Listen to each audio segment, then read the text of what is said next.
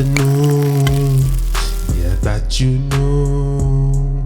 Harris is drinking, and yes, I'm thinking, and I'm plotting and scheming. Young Gotti!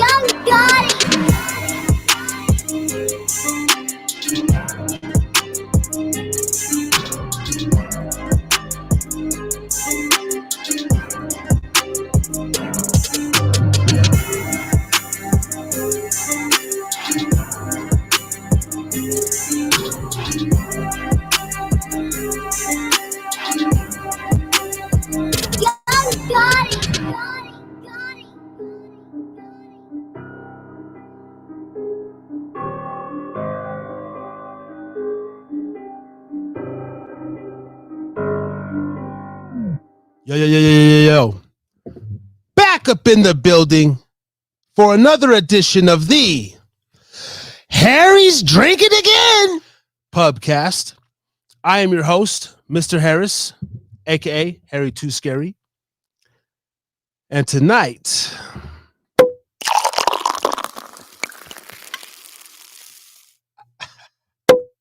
try it again. And tonight, we have a live in-studio guest. I'm here with Mr. Shannon Morrow, a marriage and family therapist. So everybody give it up for him tonight.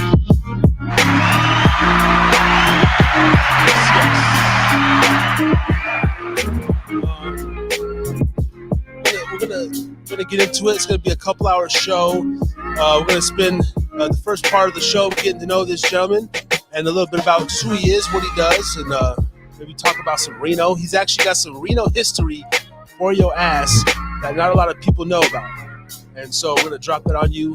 And possibly the second half, I'm gonna pretend if we're not too loose, we're over here drinking the Hendrix gin and smoke some good marijuana. We're gonna talk about that, and if time and everything permits, have do like an evaluation, or I'll be a client. I give client privilege to him. It's live, but it's not not gonna be real. He's off the clock, so we're gonna do a mock therapy session. I guess that's what it would be called. And so,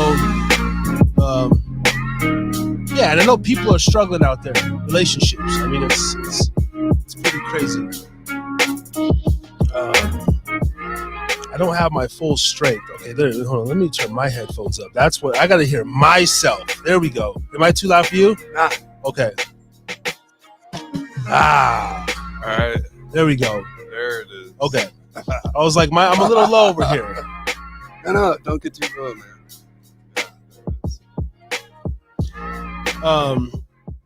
But yeah, episode 129. Thank you for tuning in. If you are watching, hit the like, hit the subscribe, drop a comment. Any comments, questions are welcome. I definitely need more fan engagement tonight. Shout out to Facebook. We are back live on Facebook, I believe. Let me see. Yes, I am able to go live on Facebook. So shout out to the Facebook world and Podbean community. So we're making our way back, ladies and gentlemen. And thank you for rocking with me. Wow. I'm excited for this. Harry's drinking again. So to start off, man, maybe we'll let the people know. We know each other I'm a bartender at a local bar. You come in for an after shifter, a little happy hour, unwind drink. And probably for a few months now, and we just kind of shoot the shit. Yeah. And, I was like, hey, man, this guy's pretty dope. Cool energy. And, I mentioned my podcast and we worked it out. We made it happen. Yeah. So thank you for coming, man. Yeah, you are welcome. Thanks for bringing me over here, man. It's fun. All brand new to me. Like, whoa, this is, this is novel. This is cool, man. Yeah.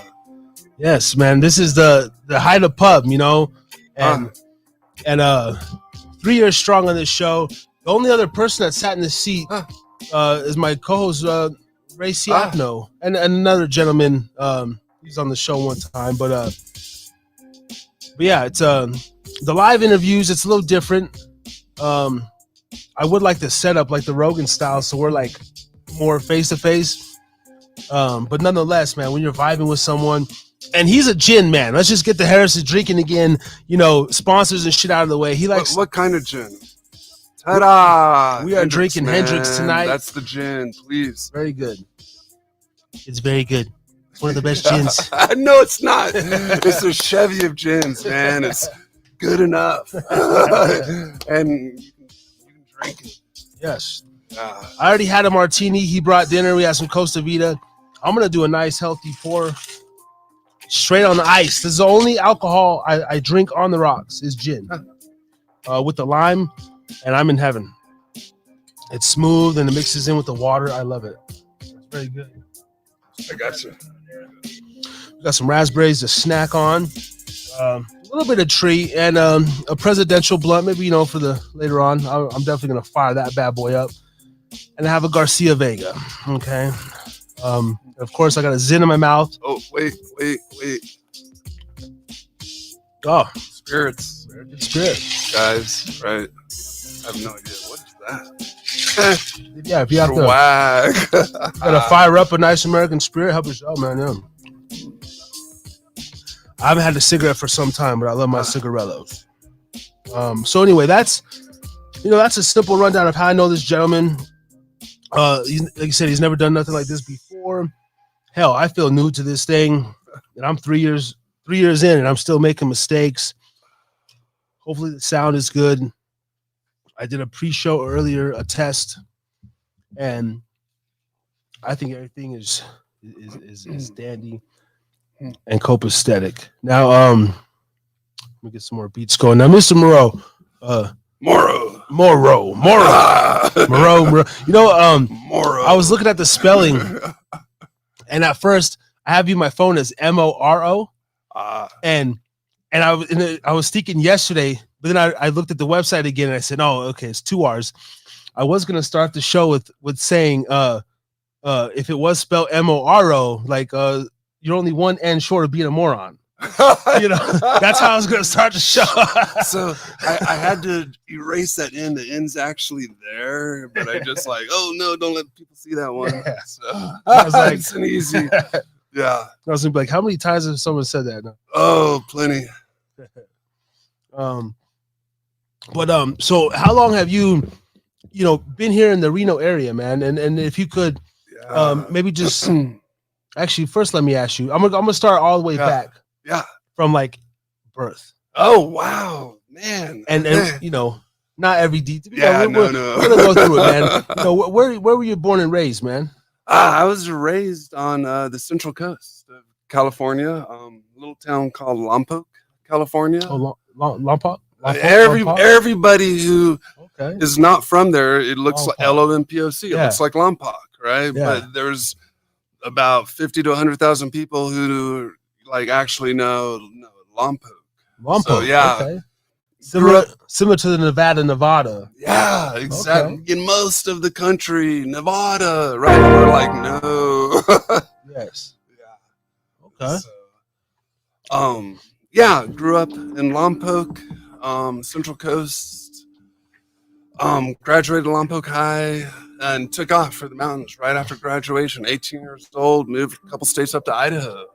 Was in Idaho for a few years, and then went big, joined the military, got sent overseas, went to Germany, stationed in Germany for about 4 years, minus basic training in tech school. This is right after like high school? I did a few years in Boise, at the Boise airport, actually. I was loading suitcases in the bottom of planes for a few years. Yeah. So did you went to the military more in your 20s or? Yeah, I was mid-20s. Okay. So yeah. Kind of later. Kind of older for that. Little bit. Yeah, a lot of individuals, they'll join right out of high school. I tried college for a couple years, didn't make it, dropped out. Luckily got my AA just before dropping out. Like, so, okay, good enough. Got my AA. Joined the Air Force. Stationed over in Germany for 4 years. And then came back here. In fact, not long after that, I landed in Reno in the late 90s. Like 98, 99. 99 I moved. I had a little apartment down south. Okay. You've been there for better have almost 25 years in. You were here during the... Nope. No. Because after landing in Reno, I was only here a year or two. And then I moved to Quincy. I moved west. Just, 75 miles. Quincy, California, man. Great little mountain town. Miss it still. Yeah, it's... spent a lot of years there. It was, really good for me. And but then decided to come back in 2012. I've been here since 2012 now. Okay. Yeah, that's right. That's about when I moved away. I think my last year in Reno, I was here for about I've lived in Reno multiple times, but from like 02 to 010, 012. It was a good run. I think you took off in around 12. Yeah. That's I was fishing in Alaska, Seattle, go back to Vegas, North Dakota, Arizona. But then just before I had my son, 2015, I was gonna graduate massage school in Utah and go back to Vegas. And, but we found out she's pregnant, and Utah became a home for 8 years.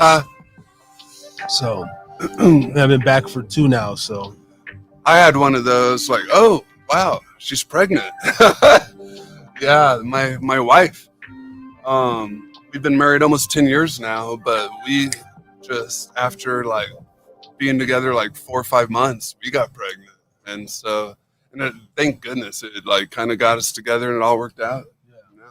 Is your wife from here? Nah, she's so I was describing Quincy, that little mountain town just west of here, just below, one watershed down, south, on the Yuba River.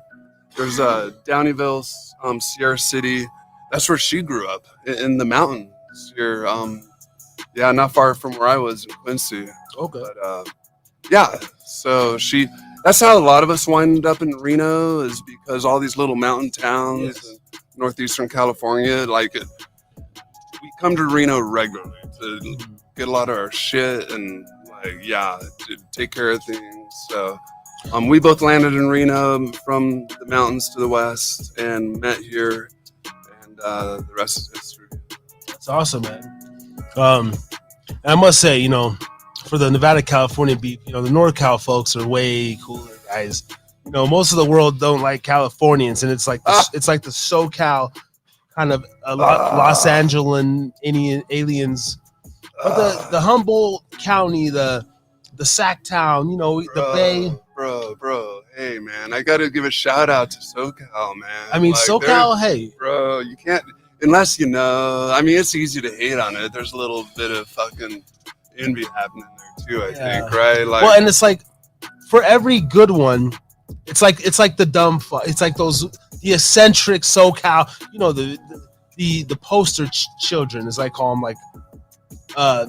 like for instance, I had a gentleman come to my bar, and he was, bro, from head to toe, I was like, he's from California. But even his conversation, he had like the loafers with no socks and the knee-high shorts with like whatever Hurley shirt, skin tight, you know, just kind of like, and he's just, bro, you know, like, and I was like, you're from LA? Nah. Yeah, LA doesn't count, does it? Sorry, it does. But, and there's cool people everywhere. But, like, I mean, beach life, man, coast. I'm talking salt water, man. I'm talking sand and salt life, like fucking. Well, like those guys would never wear a tight coat, like, dude, baggy, loose, cotton, breathable, barefoot, right? Like, well, you're my vibe. Like, even like I was telling you, like, you got that like surfer, fucking man. Bro, you spend enough time in the ocean, man. How do you not? The salt water will change you. Yeah. Well, that's where we're from, right? I mean, some people.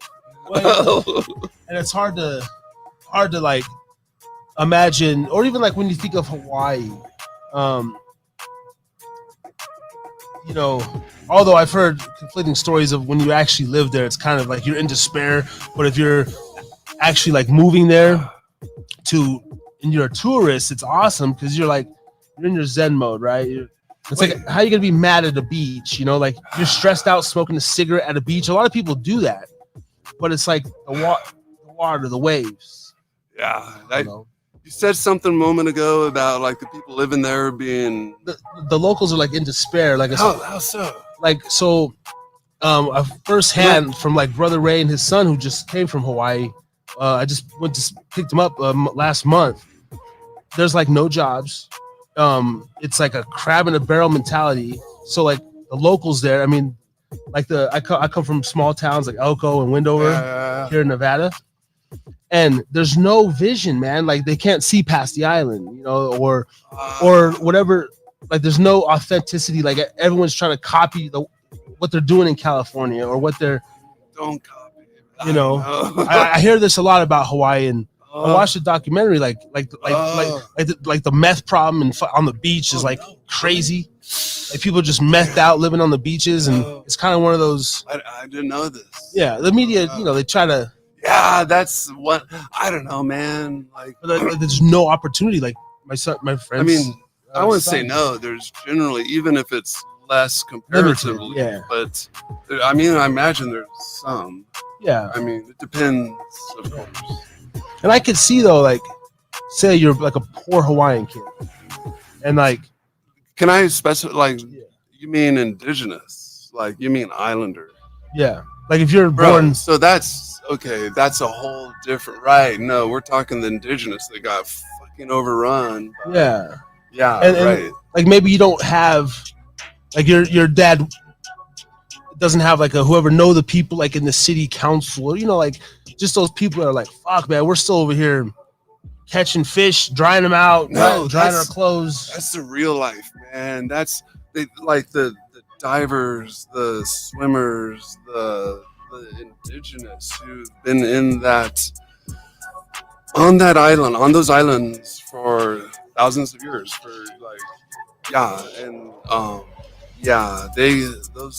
they got overrun, of course, and they had a really good life and for so many centuries, and I don't know, until colonization, right? Like that kind of fucked them. Like so many, like, name it, like indigenous around the world have been fucked by colonization, right? Yeah, colonizers. Yeah, you know. But hey, on some real shit, shout out to Whitey, or the white man, the European, because dude, it's fucked up. We're indigenous, so we're all indigenous of somewhere, right? Like where do the whiteys come from, right? Like, yeah, man. So well, and it's northern. Like it's a dog eat dog world. So first of all, okay, it doesn't have to. Can you, I know, but like, okay, why is it though? And I don't know, like, kudos. This is what they were saying. Like, I'm biracial. Like, I'm both sides of the fence, but it's like, okay, why is the white or Caucasian race, whatever, however we want to frame it, like, just as a people, as a mind, they're able to band together, right? Like, just they control this shit. They have their own armies, their own tanks, their forces, police force. Like, I have a theory on this. I know where your question's and other going. races, right? I mean, sorry to cut you off on that one, but your question, why?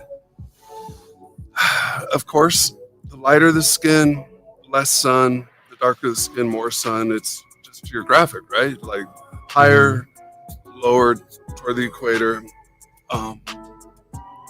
When you're in the colder climes, survival becomes a little more like difficult, right? Okay. You're gonna freeze to death. You really got to get your shit together. You really got to get your fucking people together. You got like, oh fuck, it's getting colder. It's getting darker. We got to make it through the next 8 to 10 months of cold and a lot of dark. And like, fuck, like, it was pure survival. They had to figure shit out in a real big way, right? You move further southward down toward the equator, man, it's easy. It's warm. There's jungles. You can just reach up and pick a big old fucking papaya or whatever the fuck you want to eat, right? There's people more just, it's not as like, thank you. It's not as survival oriented. Like, yeah, and they kind of maybe just chill. Disband. Like, man, you want to go swim? Yeah, that sounds good. Or they got to eat too. They had to work hard too. We're all trying to survive, but it seems in some of the more southern climates, probably a little easier to survive than some of the northern climates. And that also likely has some influence on our skin color. Okay. Right? Okay. I mean that's an interesting, opinion or concept. I don't know. Yeah. And then I could see how that would translate to like now, like modern day. Let's say like we're all here in America, right? Whether we live in California or Buffalo, like, even I guess maybe that translated to nowadays to where it's just like the black race in a broad sense, like they're like the laughing kind of stocks as far as they just can't get their shit together, man. And it really is sad. I don't know, laughing. Like, well, like how the media's portrayed, them still like roles as pimps and fucking rappers, and just like, dude, aren't those the coolest people, right? I mean, maybe not pimps. They to a degree, but like it's like overplayed. Like I would like to, and I have my theories about it, and like I feel like I have my own answers to this question, but everybody has their opinion. I respect the other opinions. It's like there's a lot of like white people that are like, slavery's been over for 40 years, whatever. You guys, yes, it was fucked up before then, but it's like you guys that technically have the same advantages now. I listen to those people. It's. I just wish that we were talking the other day, like, is talking about racism openly like a good or bad thing? Like, should we kind of shut up about it, or is it like, do we keep bringing it to the forefront with jokes and all this shit? Oh, that's such a good question. There's both sides, right? Like, fuck it. So the word racism. Let's just slow down and like, let's just allow that word to reverberate a little. Isn't like, let's break it down to the let's look it up. No. Stay here. The root of the word is race. Right, and that has multiple meanings. So you look at other, you're like, oh yeah, we're racing. Maybe. Yeah, I don't know. Okay, but we are all. There are many different races. Obviously, clearly, yay. Yeah. Right? Like, well, I believe the definition is just someone that's concerned with their own, with one that's concerned with their own race or something like that. No. The definition of racism, if anybody knows, put it in the chat. I'll look it up right now.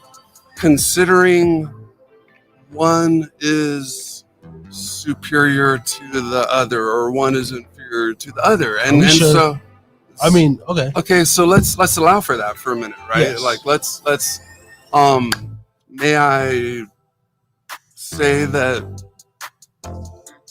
black people are more athletic than white people, right? I mean, yes, right. You look at it, easy, better muscle tone. Like this is not disputed. Like, let's just go look at professional athletes, right? Would that also be a stereotype, or but a stereotype that's kind of more true than wrong? So here's what I'm attempting to do this evening, man. Like, stereotypes exist for a reason, and racism exists for a reason. What if racism isn't as it's being sold or as we understand it? What if it's like, oh yeah, bro, you could probably run faster than me, right? You could probably jump higher than me. Like,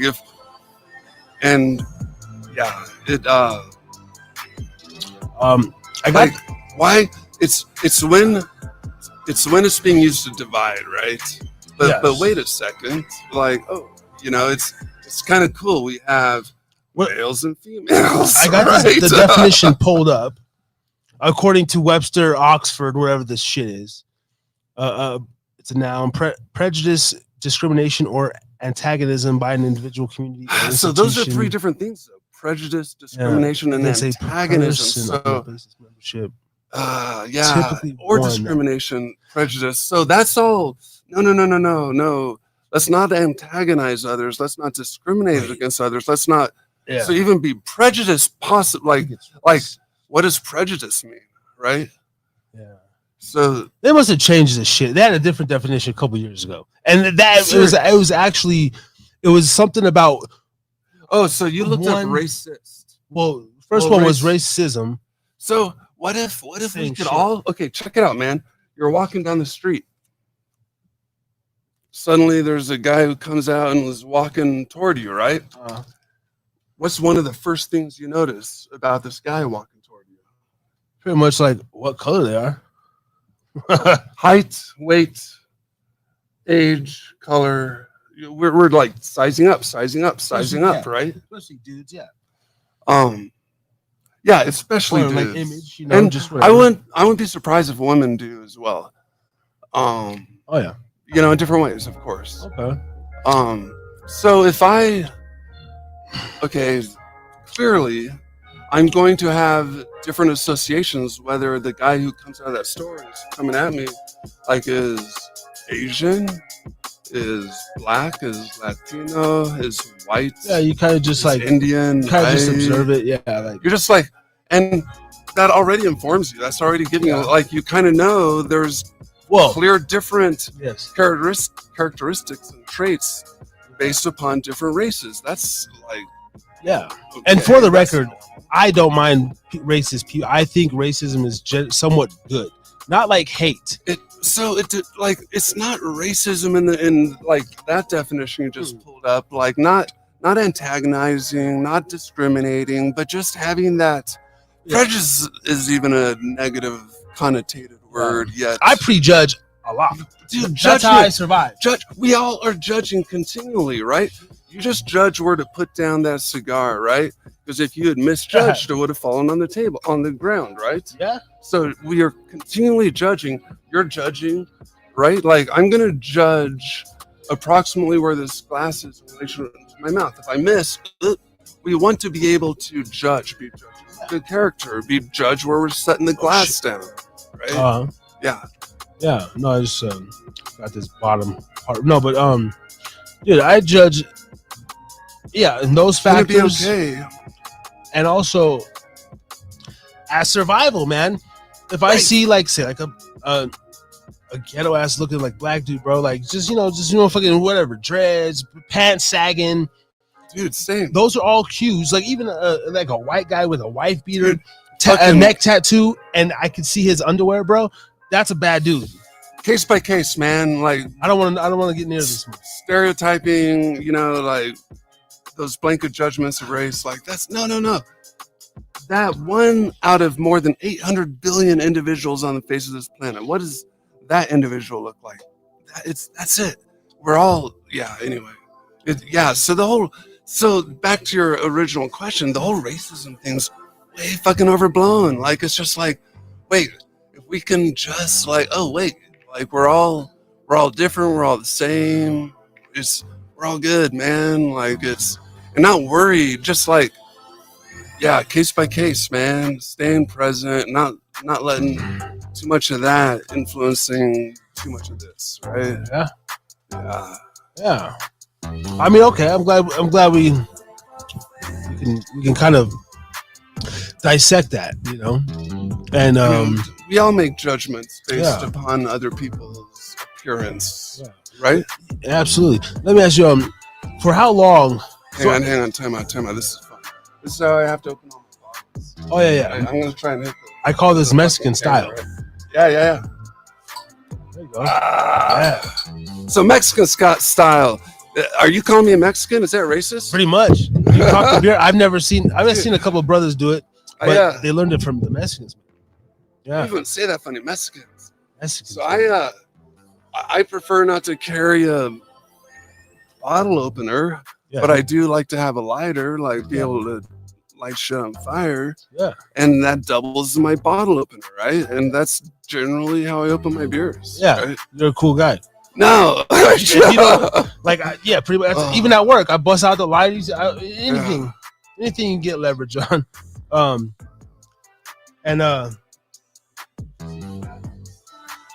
Whip you up. I'm gonna whip him up. Oh no! I just opened a beer.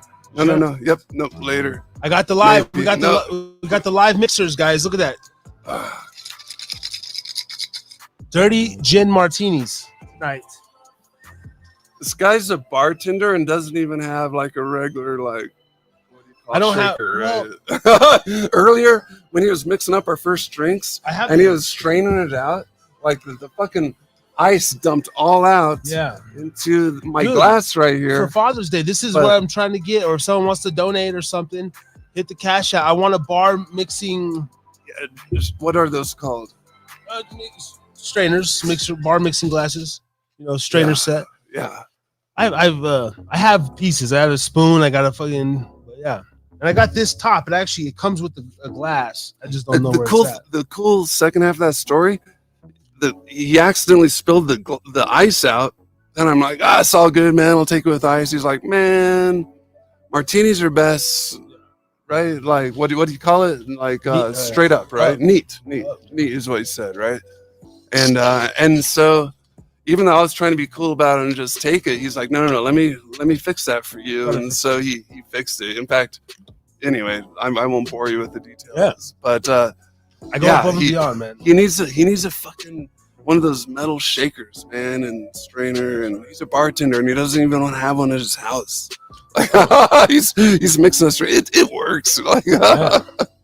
I mean, that's like kind of like story of my life. Like even before I had a little setup, it's like I'd be recording. I was kind of doing podcasts in like 11 years ago, actually 2014 to be exact. Was recording phone calls and putting them up on MySpace still and Facebook with with like Wow. music behind it. Like That's I more be than playing 20. music. You've been doing this for more than 20 years. Well, 11, You said 2014. 14. Oh, 04. No, 14. I mean, I've 10 been ye're, a decade, more yeah. than a decade. Yeah. definitely been music, been writing. You know, I got all the notebooks down there. I'm in the arts. Yeah. I'm in the arts. Creativity, man. I constantly write. You know, I have files and files. I Like, see all the notebooks now. What's in those notebooks? I mean, old raps, poems. Huh? You got stories. a bunch of your poetry down in there? Oh yeah. Wow, you're creative. Yeah. I mean, I did like some poetry slams. I do music as well, man. I don't know. I know. You know, we go over it here on the channel, but it's like even Oh shit, man! We're already almost like an hour in. yeah. Wow. It goes That was quick. when you're having fun. When you're Yeah, time flies. oh man, that's why I'm able to do 4-hour shows. I mean, most of the Fuck. shows are 4 or 5 I'll be hours. past my bedtime. I think when we started, like that was like just like the standard. It was like 4 hour, and then I think my record is 8 hour, like 8 hours Oh, Jesus. straight. See the sun come up. Oh yeah, it was wild. Still go to work. Still went to work. Yeah, I got an early morning. Yeah, man, I loved it, especially when I was just starting out.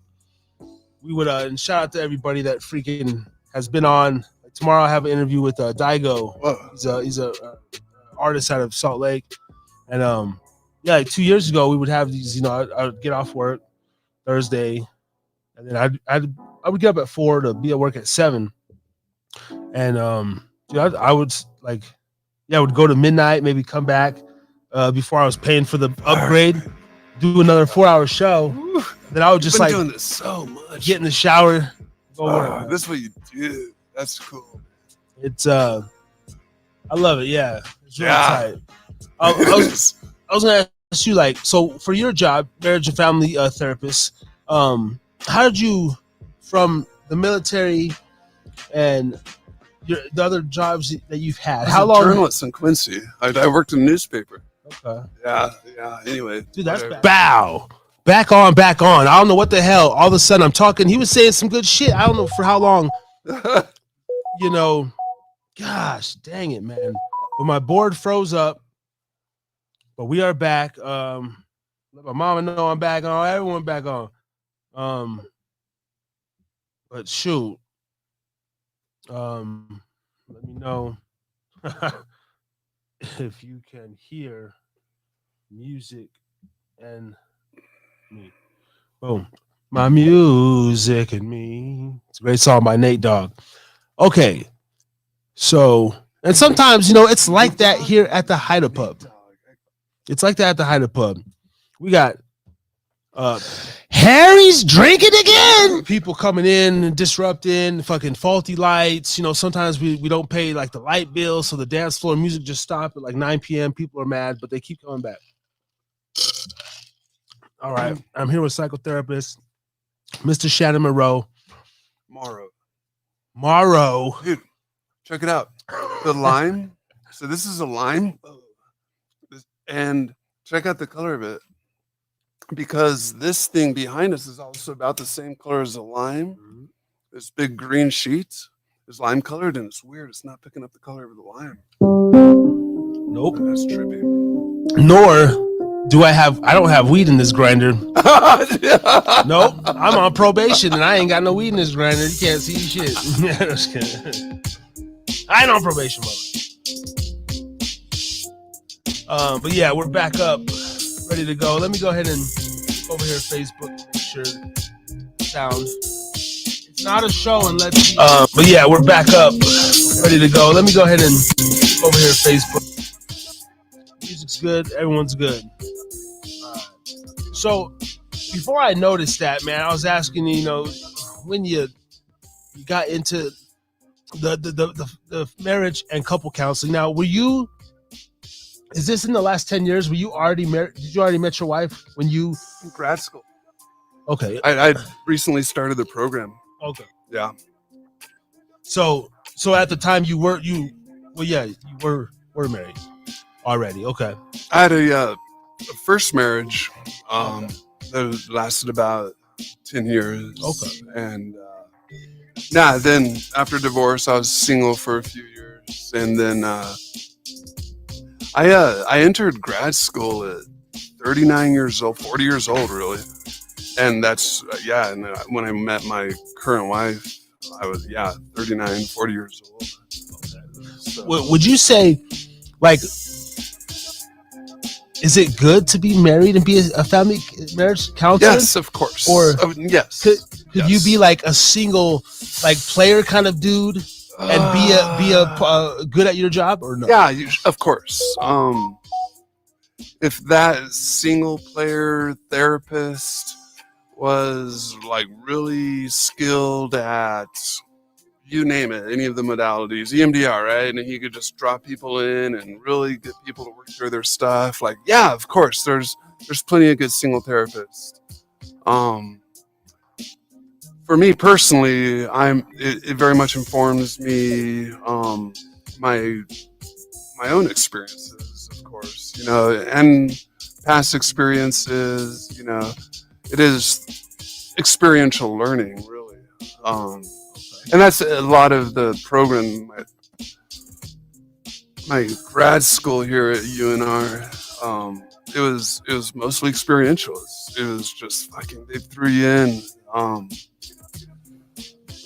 First semester, you're working on each other.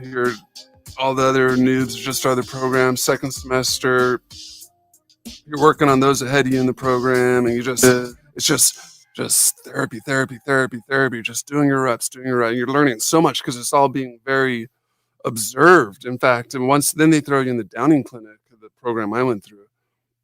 And those are all video recorded, actually. So the professors watch the videos, and you got a lot of good feedback. Okay. So, grad school is of course it was fairly arduous, and it was nice to clear that hurdle. But then it was 3 years of internship. Oh, wow. Yeah, so 3,000 more hours, man. Then it got real. Like as if grad school wasn't hard enough. Then it's like, oh fuck, like it's every week, weekly supervision, group supervision, and by then we're like, Wow. right into our new. Most of us in agencies working with some hard populations. It's hardest right out of the gate. You're kind of at that first rung, and you got to do the heavy lifting. It's like, I thought going like massage school. Hell, I think I got 1,200, 1,300 hours overall.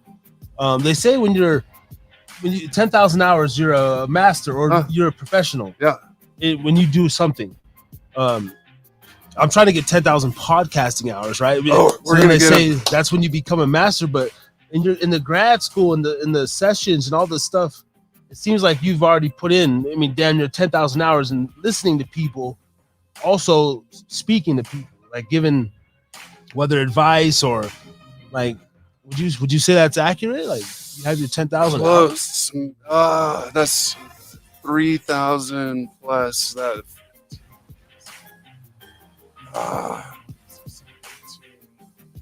10,000 hours, y'all. Martial arts. I'm just getting there, man. Maybe not quite, maybe barely, right around there.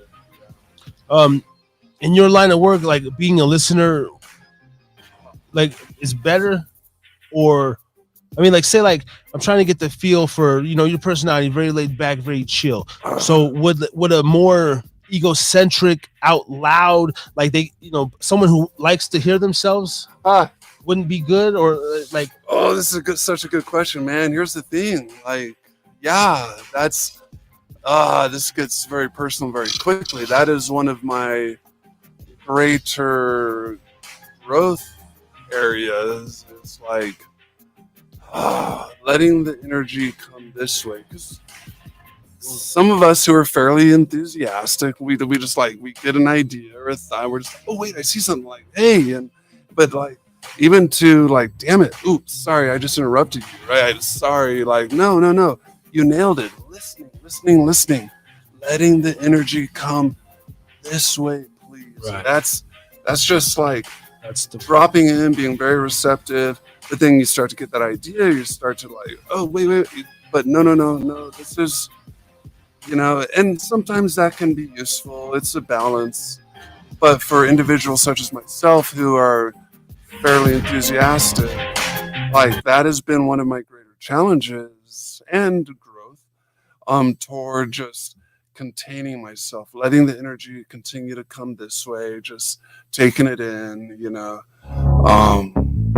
and so it's really developed me as an individual. I mean, with my daughters, with my spouse, with my friends, like it's quite the skill to just like drop in and allow for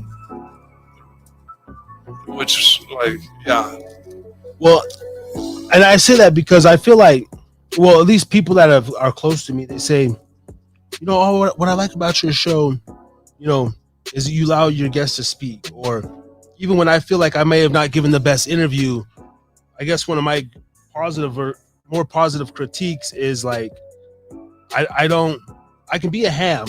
I guess I pick and choose, but I really listen in real life. I'm pretty patient. And I feel like most of my life, man, I've hung around older people or known older people. One of my best friends, Ray, of course, he's 20 years older than me. So I've always listened, even as a young man, like when I was kind of like wild, I would still like, I always listen to my elders for sure.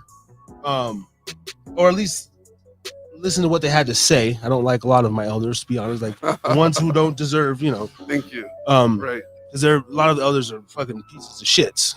And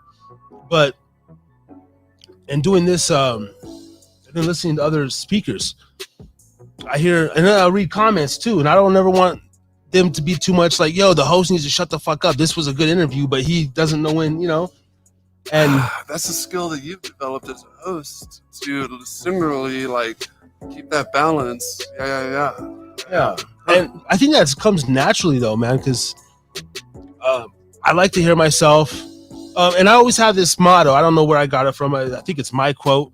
I don't know, but I just always say, like, I always speak when spoken to, or if spoken to. Like, I'll always, like, no matter what, even if I'm just like, whatever, I'm not even in the mood, I might not say shit. I'm not the most personable when I go out. I don't always, like, I'm not gonna engage with you first. But I mean, unless I'm, of course, you're my customer or something, But generally, it's like, if you're just like, hey, how you doing? Oh, how you doing, sir? I'm well. I'm always gonna speak back to you, of course. And then from there, I just fill it out. But I like to listen more. And then when I was growing up, I moved around a lot and stuff, and a lot of like I knew I wouldn't be here long, so then boom. And so I'm very guarded in a way. But I always let the other kids talk because they expose themselves. And even when I'm the most like insecure or something kid struggling with my identity and self worthiness, I would listen to other kids and I would actually see through the bullshit. And I'd be like, oh, like Jerry, even though he's like the cool kid right now, like Jerry's actually an insecure little bitch like me. Yeah, that's a skill you developed early on, man. I didn't develop that as much, man. Excuse our language tonight. We're trying to be nice. We are very nice. I bet that you can cuss and be nice at the same time, right? Like, shit, man, that's a nice shirt. I was gonna go with the red. Guess. Nah, I like your choice, man.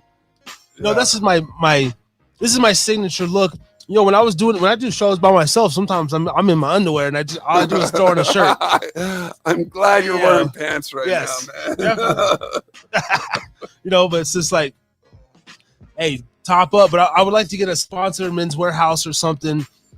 Just like I want to wear a nice button up every show. Every Thursday night, I want a new shirt. I like button ups. Button ups and polos. You were punking button ups at the bar the other night. Whitey with all fucking buttoned up and shit, right? There's some button ups that they don't look good, like on people. The button ups I don't like that are way too like. I love the shirt I just commented on it a minute ago, dude. It's clean. clean, man. Yeah.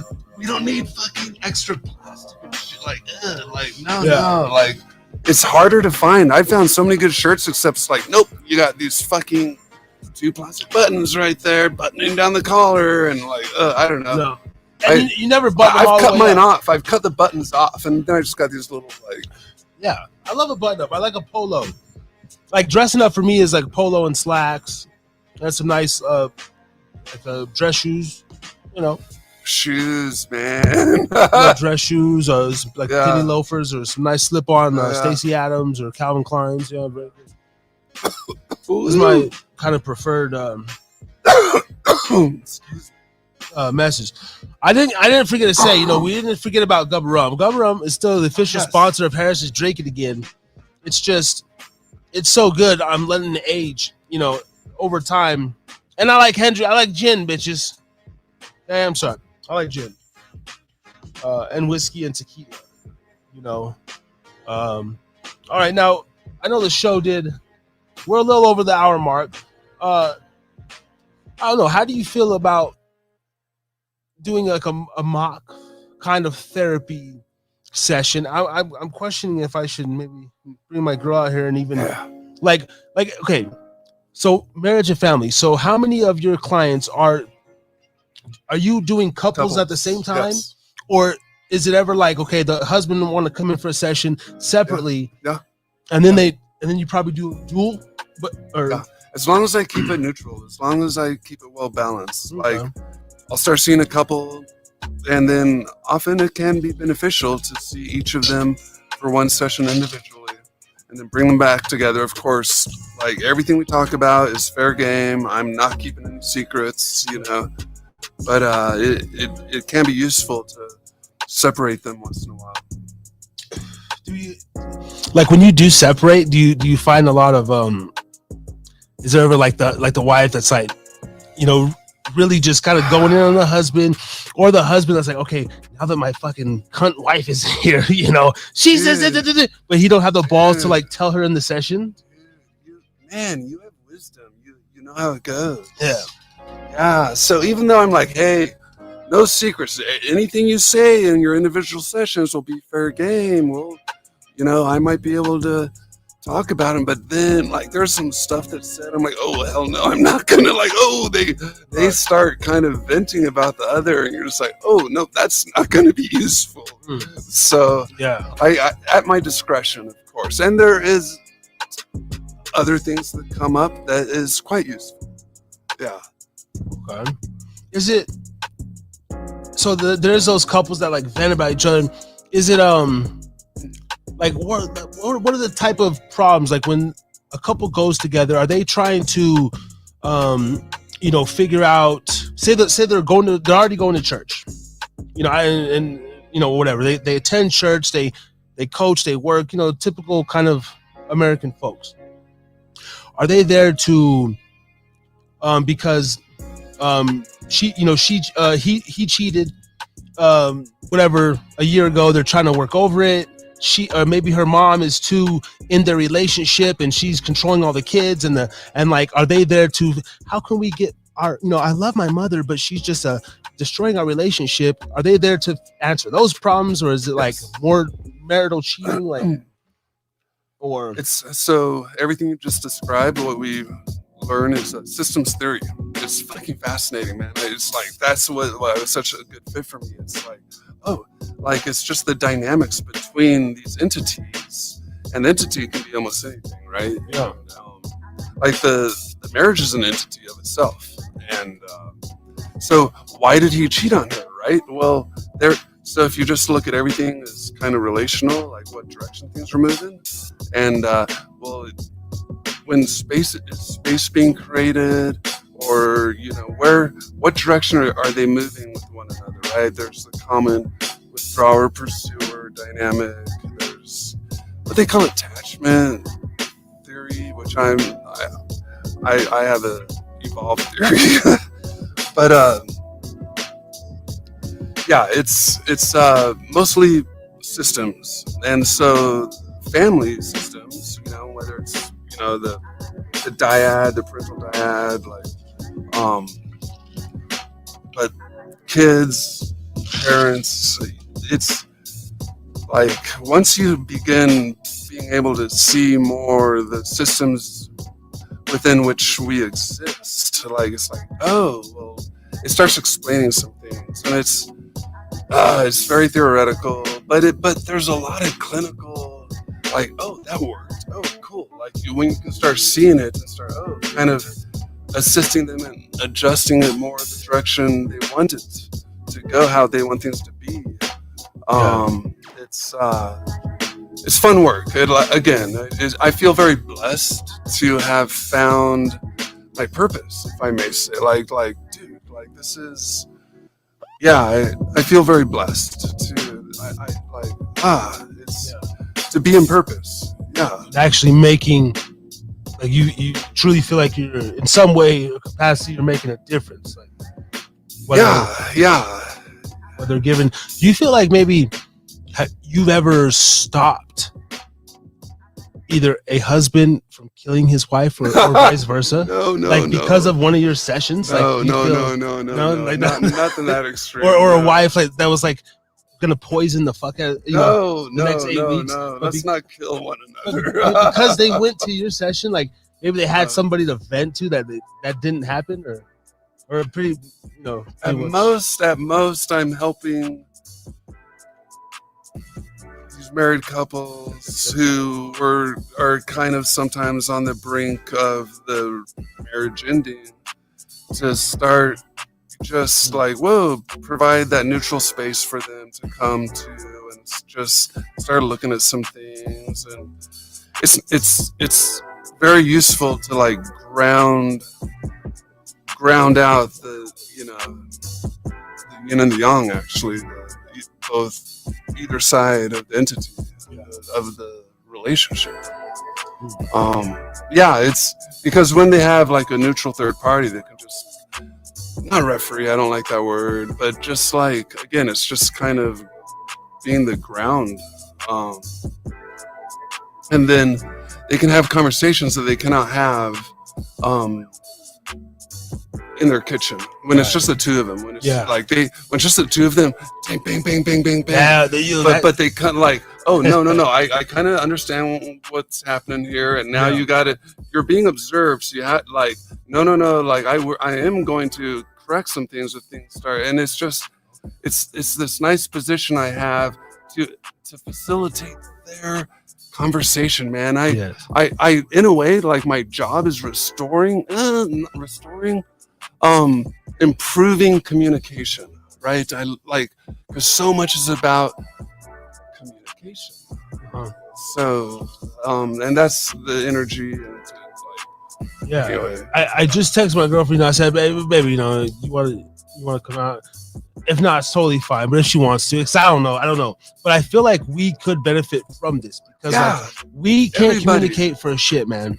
Oh no! What? Nah, man, I'm talking Come about. on! I just observed the two of you communicate. Like, hey, like we can, but like when we, like, it would be interesting, but like, cause like I feel like my things, she might have a different thing of what, and I know she kind of does. I know what she don't like necessarily about my personality, but she like deals with it and stuff, and I deal with like whatever her things are. That's yep. But we have this.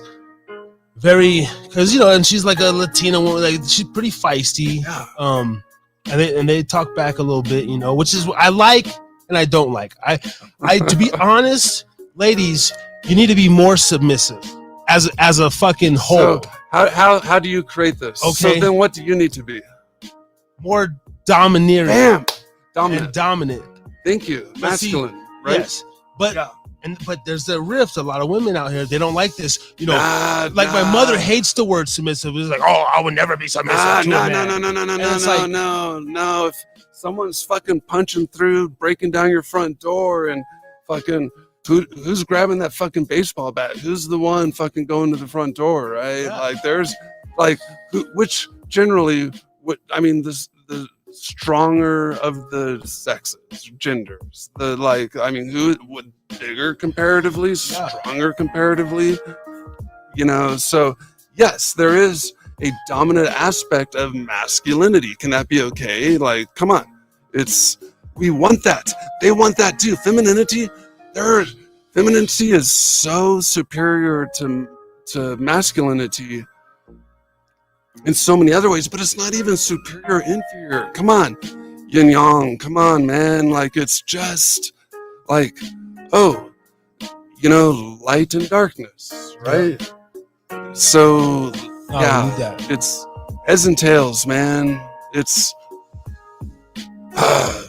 if I consider my feminine traits of my masculinity side, like I'm really in tune to okay, how about this? Like, as a father, I think from a father to a boy, dude, I can be hard and stern on my son, but for like a father, I would say I'm pretty nurturing, like, and, oh yes, and, I can and, see this, and comforting. Man. Yes, yeah.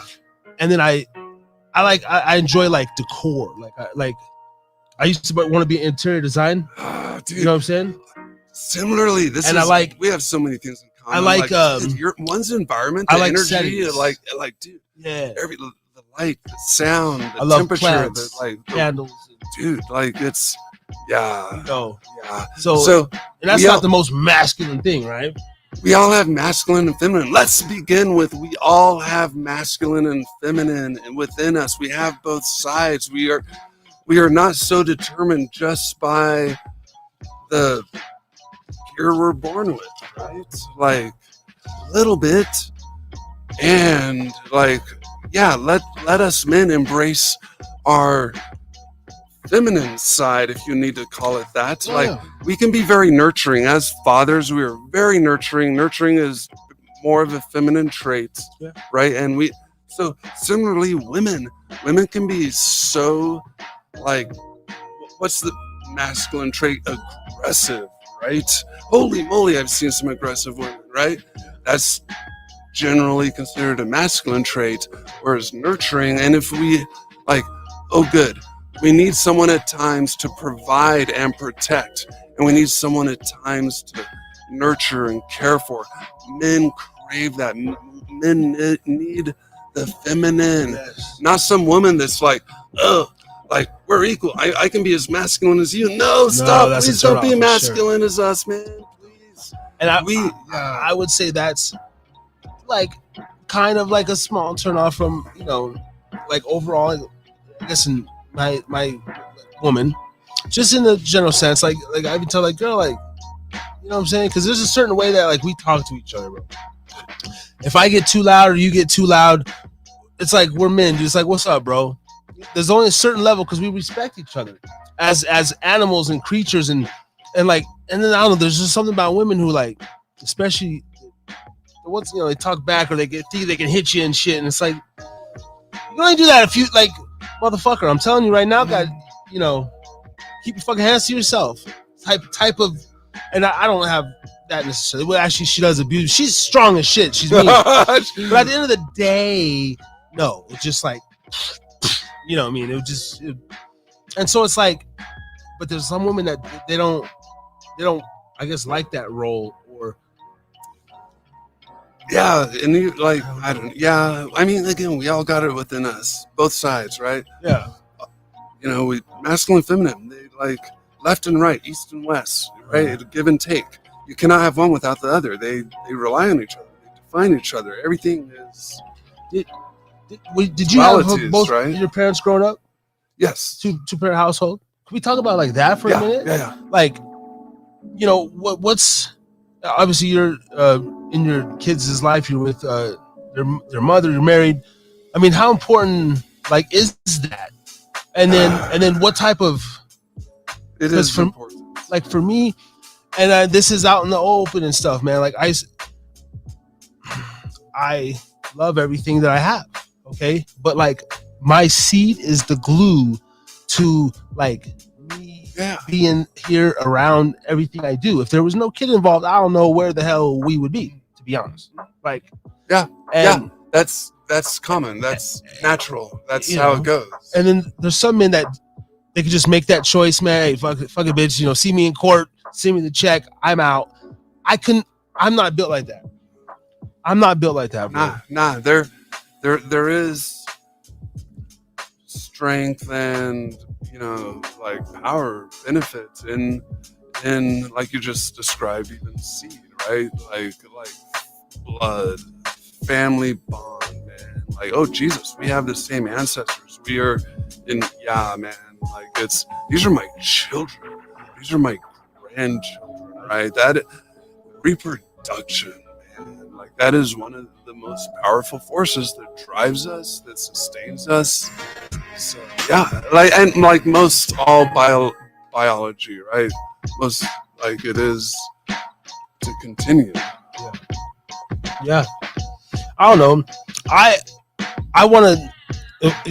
I would like to die with Wilt Chamberlain numbers, like sleep with 10,000 women and shit before I die. That'd be dope. Or at least like 750. That'd be fucking tight. Yeah. I mean, I'm like maybe like 600 and 700 off. Who knows? But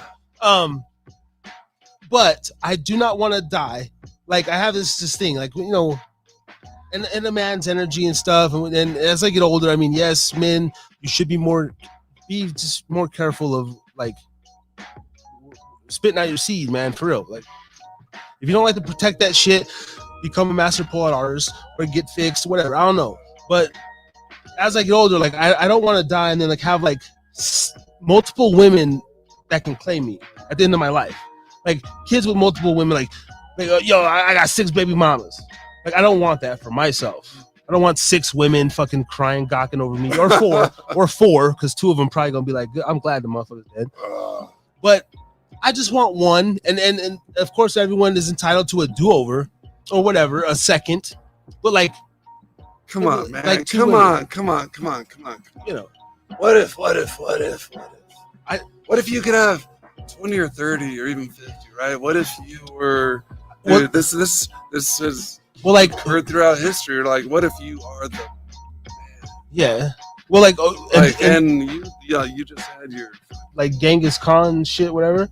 Dude, concubines, man. Like you had your. I have thought about this. Like, can you imagine? Well, like, I don't know if I would. I wouldn't want to father that many kids with that many. See, so there's something to me. Why not? I would want like. Bro, like 7, like, or like 5 main ones. Like, if I could do 5 million or whatever, it's like that just seems for the kid and for the bond. It's like you need like one, like I can't have 30 baby mothers and then 30 fucking kids. That's just crazy. Thank you. It's not natural because first of all, even if you got 2, at some point, all 3 of y'all could coexist within the same living confines. What if all them baby mothers wanted that? What if like, oh, dude, 7. Please. I'll do 7 max. What if 700 all wanted your seed? No. You have 30, 40 years. I don't want this. Easily, like, propagate, right? What if you had 1,000 children? What if you had 1,000 children? Okay, what's the max of women? How many women will it take to produce 1,000 kids? Like realistically, like say if like say like I've heard women that have 10 kids, which is crazy. Bro, you could probably fuck like at least once a night. Take the weekend off 6 times. That's too many kids. 5 times a week. I would not want that. Dude, no, that would be a lot of kids. No, what? I want like no. No, what I'm saying is they cannot all get the seed. I can do with 700, 7,000 for show. Not even penetrate. I'll do some things. I'll be happy. Trust me. I'll be like a second grader. I'll just grab your boob. Okay, next. Grab your boob. Next. Thank you. Okay, yeah, okay. Take her to the back. Boob. Next. Goddamn. 654 more. Okay. Got her on the ass. Cup. No, man. Next. You're on a mission. I just like, because I think about like the bond that me and my son have, right? It guaranteed if I had another kid right now with another woman, like I'm gonna live with one of the women. Yeah. But he's gonna be my firstborn. Boom. If I get another one, there's no way, just as a man, when I'm trying to work, make money, be creative, and then go play fucking catch, football practice with this kid. There's no way a man can like. You can still do you, but it's not the same. Like if you have like one kid, one child, one mother, maybe two, cool situation, but like I don't know, it's just not enough time in the day to like. I'll be like hurting. I'll be with one, but still, part of me gonna be hurting because I'm not with the other one. There, man, that's and then I'm with this one, character, and then maybe these two are cool, but then I got both my boys, but then the third one, I'm gonna be pain, man. I'm gonna be in pain. There it is, man. Thank you. There it is, right? Like, because if one were to have 1,000 children, they would not have a father, really. No, they would not have the bond. They would not have right. And so, quality over quantity. Yes. Yeah, I'd like to. So, what you asked about earlier, I am very fortunate to. Our family of 4, like my wife, our 2 children, like it's so good, man. It's so groovy. It's like perfect. We're just, it's fucking perfect if you have to use that word, like, but it feels that way. Like we're just tag teaming, you look at, again, systems theory, like, this is how this somewhat informs my own work. Yeah, man, it's table for 4 in the car, and it's, we each have our unique relationships with each of our daughters. They each have their unique relationships with each of their parents. Yeah. And it's so fun, man. I feel, again, just like, thank you. Yeah. Right? And you have like what, 5 and 7 again, or how? 10 and 7. 10 and 7, okay. Yeah. So yeah, perfect. Like, yeah. You know what, man? So there's one thing I regret of being a dad already, and it's like, it's not knocking her up again and giving my kid a fucking sibling, bro. Like knowing what I know now, I was so fearful of and we were kind of arguing just on the fritz. Like I was still, I'm still not all the way mature, but I was like even less mature 10 years ago for sure. And I was so freaked out, like, hell, and I ain't gonna fucking get another one, blah blah blah blah, man. To like, and I know I probably would have hopefully a second boy, but either way, a big brother, like, I'm like, man, because I just that's the only thing. I can honestly say that it's too late. It's not too late, but for that, like, have a 10, a 9 and a 7, a 5 and a 7, like 2 boys or a boy and a girl. Like her big brother is like 2-3 years older than her. That's fucking perfect. Carrying around, helping her get dressed, throw her in the car. Like, let's go, man. Get your sister. Like super good friends. And except when they're just screaming at each other. But that's honestly one thing I do regret. It's like, fuck, man. I should have had like another kid because I didn't know how the joy of being a dad. I didn't know. I didn't, and I was the only child, so I was gonna ask, what the fuck? And, so it's like, all good, and man. I was cool, right? Right, that worked out. I was, but I'm super creative because of it. I talk to myself. I make up a lot of friends. That's why, like, I don't even know about some of these schizophrenic, and they said I had bipolar 2, whatever. But fuck all that. I think, because I talk to things and people all the time. I make up, like, I have whole movies in my head. It's crazy. Yeah, man. Creativity. Yeah. Like the CIA, the NSA, when they're looking at me through my camera phone. Oh yeah. And they see what's on my search browser. Huh. Yeah. They're like, fuck, this dude's a fucking freak. I don't know why they haven't came to me with like they don't give a fuck about people like us. We're the least of their concerns, man. Okay. Would you say we'll close out here a little bit, and going on 9:30? Goes by fast here on the Highland Pub, man. I could say this probably won't be the last time, man. Hopefully you come back or we get you in the pub again. Yeah, definitely, because it's always something different, and then once people feel your face, and then someone from the J Resort, one of the cocktail waitresses said, "Yay!" Oh, yay! Yeah. Nobody in the chat, everybody being shy, of course, but it's all good. It's all good. Podbean's quiet tonight, but I'm happy. I'm happy, and thanks for getting my mojo back. But before we wrap up and stuff, okay, so we 2-parent household. We did talk about just the importance, right? This is a question though I have, and I get a lot.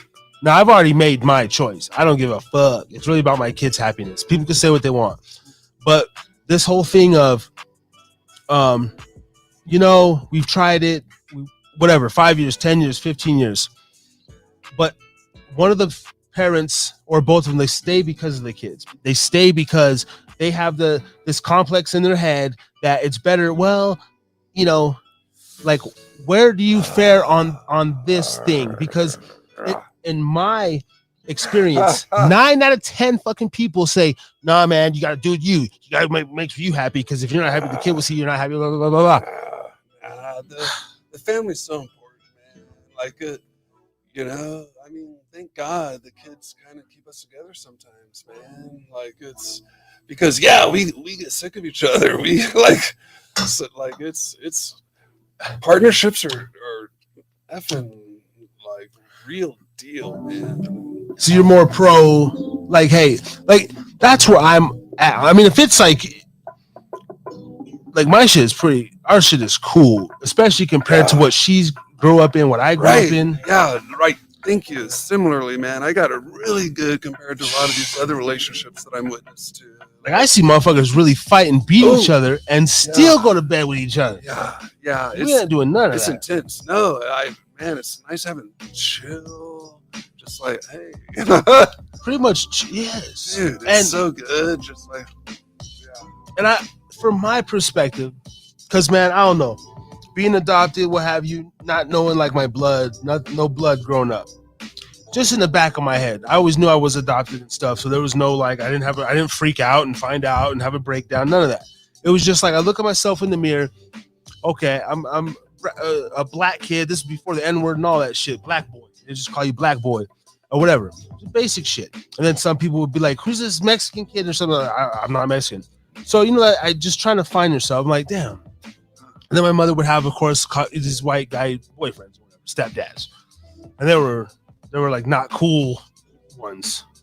Man, the coolest dad I ever knew. Shout out to Walter Lewis. I don't know, Kendall, wherever the hell you are in the world. My best friend, childhood friend, Kendall Lewis. His dad, Walter, was cool as shit. I don't know. To me, good. Because he was like good, tall, kind of had a beer belly, but he was still hoop. Yeah.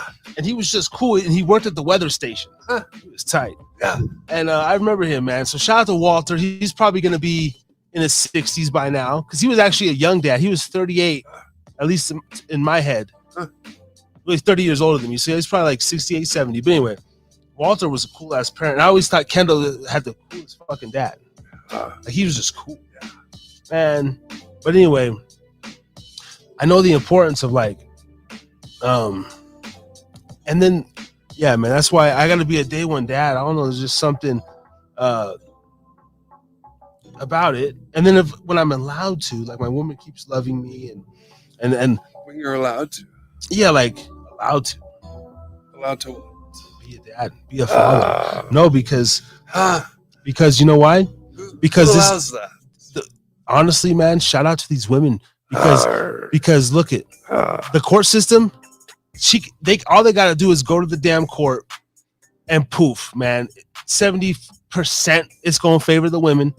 And look at even me smoking weed, and there's some attorney out there, some situations where if I had a spiteful baby mother, that's why if I had 730, fuck all that, you're gonna be in jail for sure. They'll be like, yeah, he's smoking his weed. He's an alcoholic, for one. The attorney's gonna be like, Harris is drinking again. He admitted to doing drugs on his podcast. He therapy. He's psycho. He drinks. He smokes. That's clear. He is in no shape to be in his father's life. I mean, this, like, the fucked up thing is someone could actually frame this valid, and I'd be fucked in America. But because the love and just like, and this is why I have my cake, I have my ice cream. I'm a very blessed man. I don't know. Even the shit at work I get away with. I don't know why I get away. like I don't do nothing crazy, but it's just the way I move. Other people cannot move like that, and yeah, I you have that. recognize. Yeah, I have that mojo in the universe, bro. Yeah. I really do. Like, and I'm not a complete like psycho of a man. I have like a porn addiction for sure. Cause like I want to fornicate with women, and I suppress that. No, Mr. Moore, I suppress it, and I think a lot of men do. It is suppressed. It maybe like I tried to the suppress suppression it. is coming from like. I was at the grocery store today, and I still had to tell my girl. I said, "Babe, I ain't gonna lie though.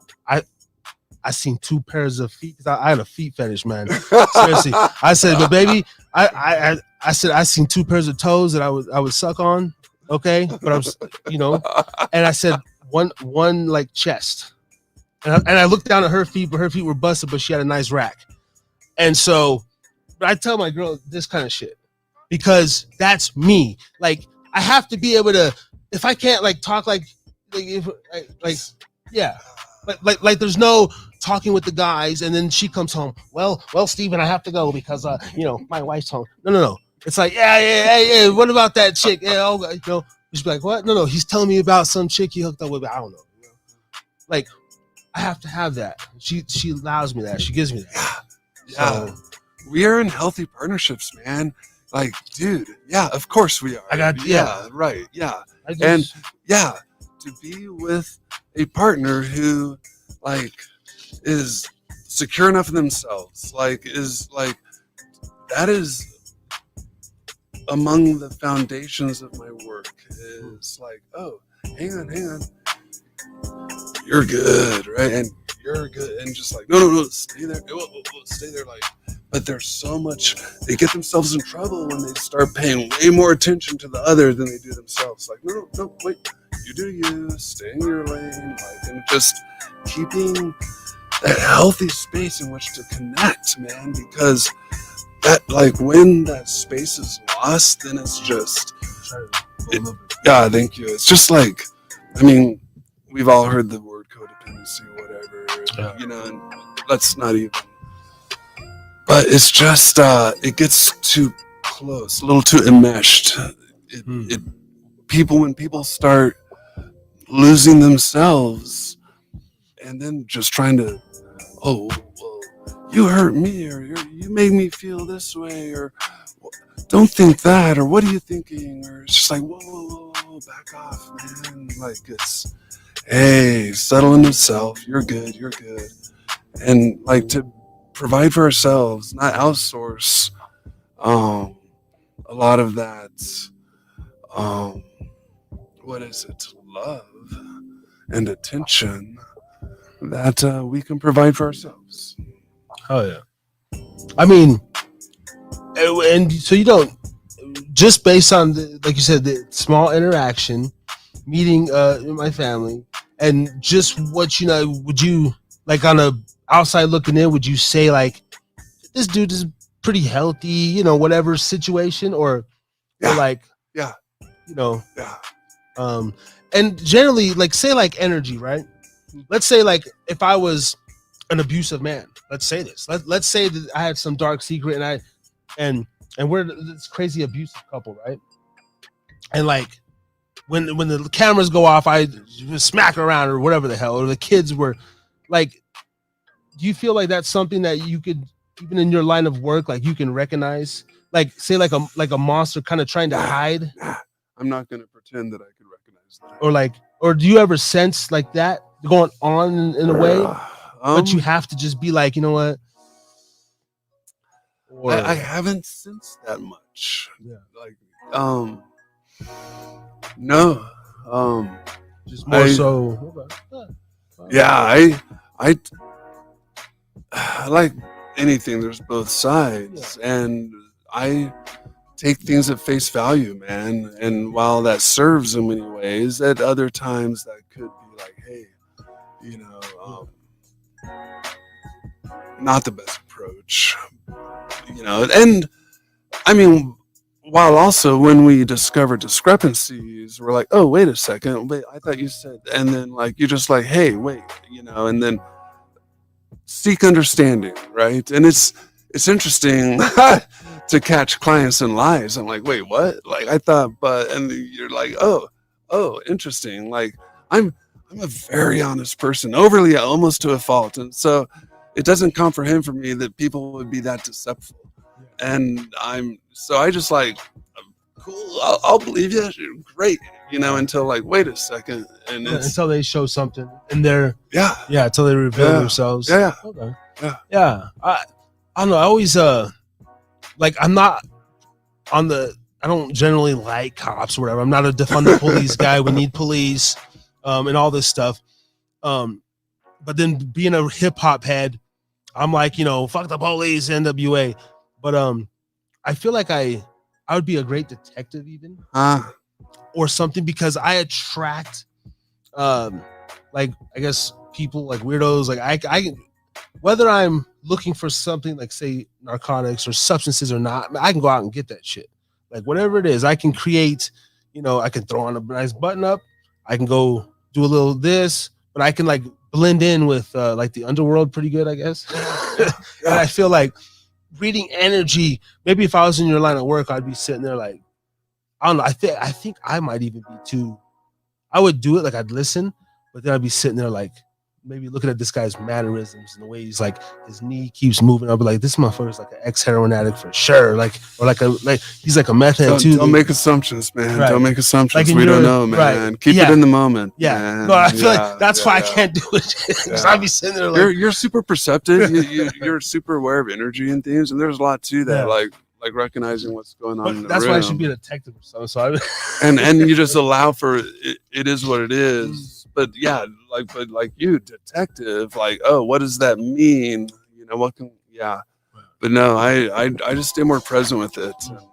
Like I'll be like looking like every time this guy says, "I love my wife," or like she brings up the axe, he clenches his fist, or like the gland in his neck starts. Like I kind of it's not that as much, It's proprioception, man. Or that proximity really. Like so. Yeah. It's subtle too. So when you're working with a couple and they're sitting side by side, so I have this cool little love seat, right? This 2-person, and most of the couples I work with, they'll sit beside each other, facing me, and man, it's so Harry's drinking again. Yeah. Just even they're very, when who turns toward who grabs toward who. A lot is in the communication, of course, who speaks over who takes the lead. Like it's all just, again, systems and energy, what directions are moving. And you start to kind of like, oh, of course, find patterns. And once you start identifying those patterns and like, oh, whoa. And then in time, like present it to the clients, like, hey, like seeing this. And because once they have more awareness, then there it is, just gaining awareness of self. And we all are doing that individually, while also we can do that within our partnerships, we can do that within our communities, even within our society. I like that, man. I'm not much of a public affection guy. I have a problem with that, honestly. Oh shit. So when I put my hand on your shoulder, like you're like, hey man, no, that's a little uncomfortable for you. Well, I was cool with it on camera. I was gonna tell you, but since you brought it up, I generally don't like people tapping me. No, that's shit. And you're a tapper. About that. You see how patient I am, brother?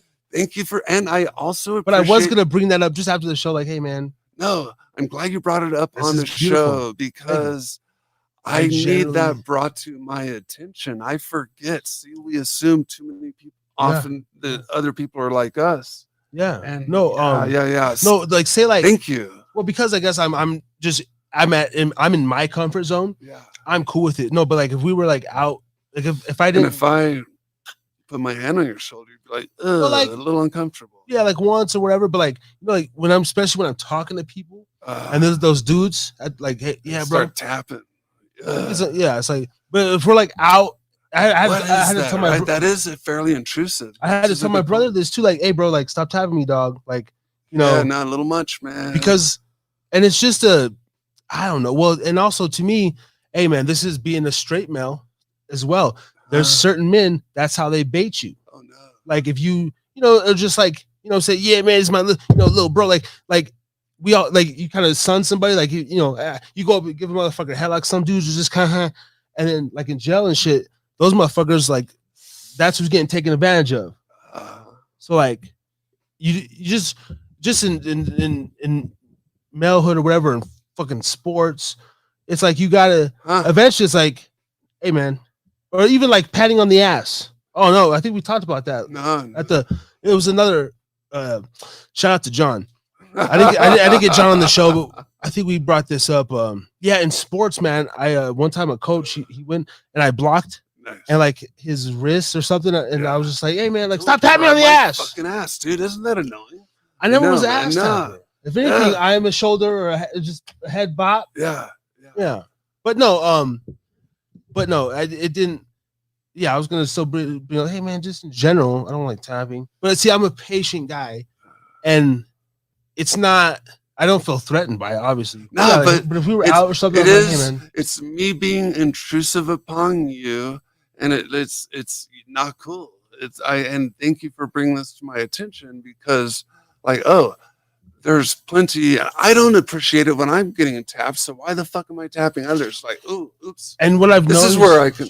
Please. Well, what I noticed is in the bar setting, like a lot of like times when people drink, they do it. I don't really notice it anywhere else. Like in a. It's when we loosen up. Yeah, it's like a thing when you're like, hey man, that's the only time I see it is like in clubs or like mute settings. Yeah, when people have a few drinks. But myself, so I'm awkward, dude. I'm not even a hugger. I hate to hug female coworkers and shit.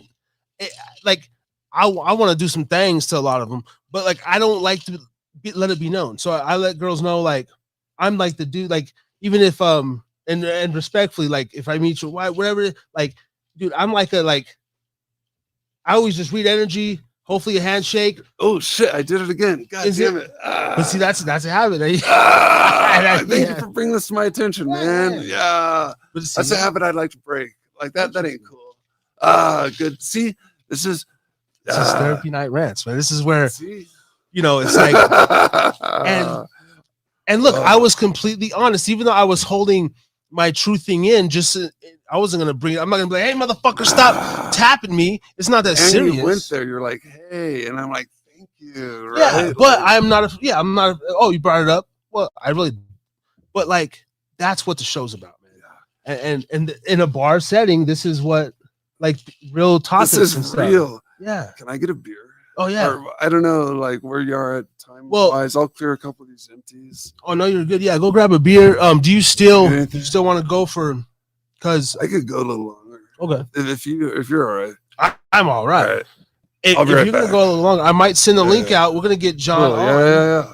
Okay. And we'll see what happens in the pub. See what 2 hours ain't shit. You need 2.5, motherfucker. So John, if you out there, man, I'm gonna send you the link. I sent the link out to Wendy, a few other people. This is the gentleman's website here, Mr. Shannon Morrow. Morrow. I don't know why I can't get that shit. Morrow. I like Morrow. I just call you goddamn Morrow. And maybe that's just like the slang in me, the ebonics, right? That's the Tanner side in me, Mr. Morrow.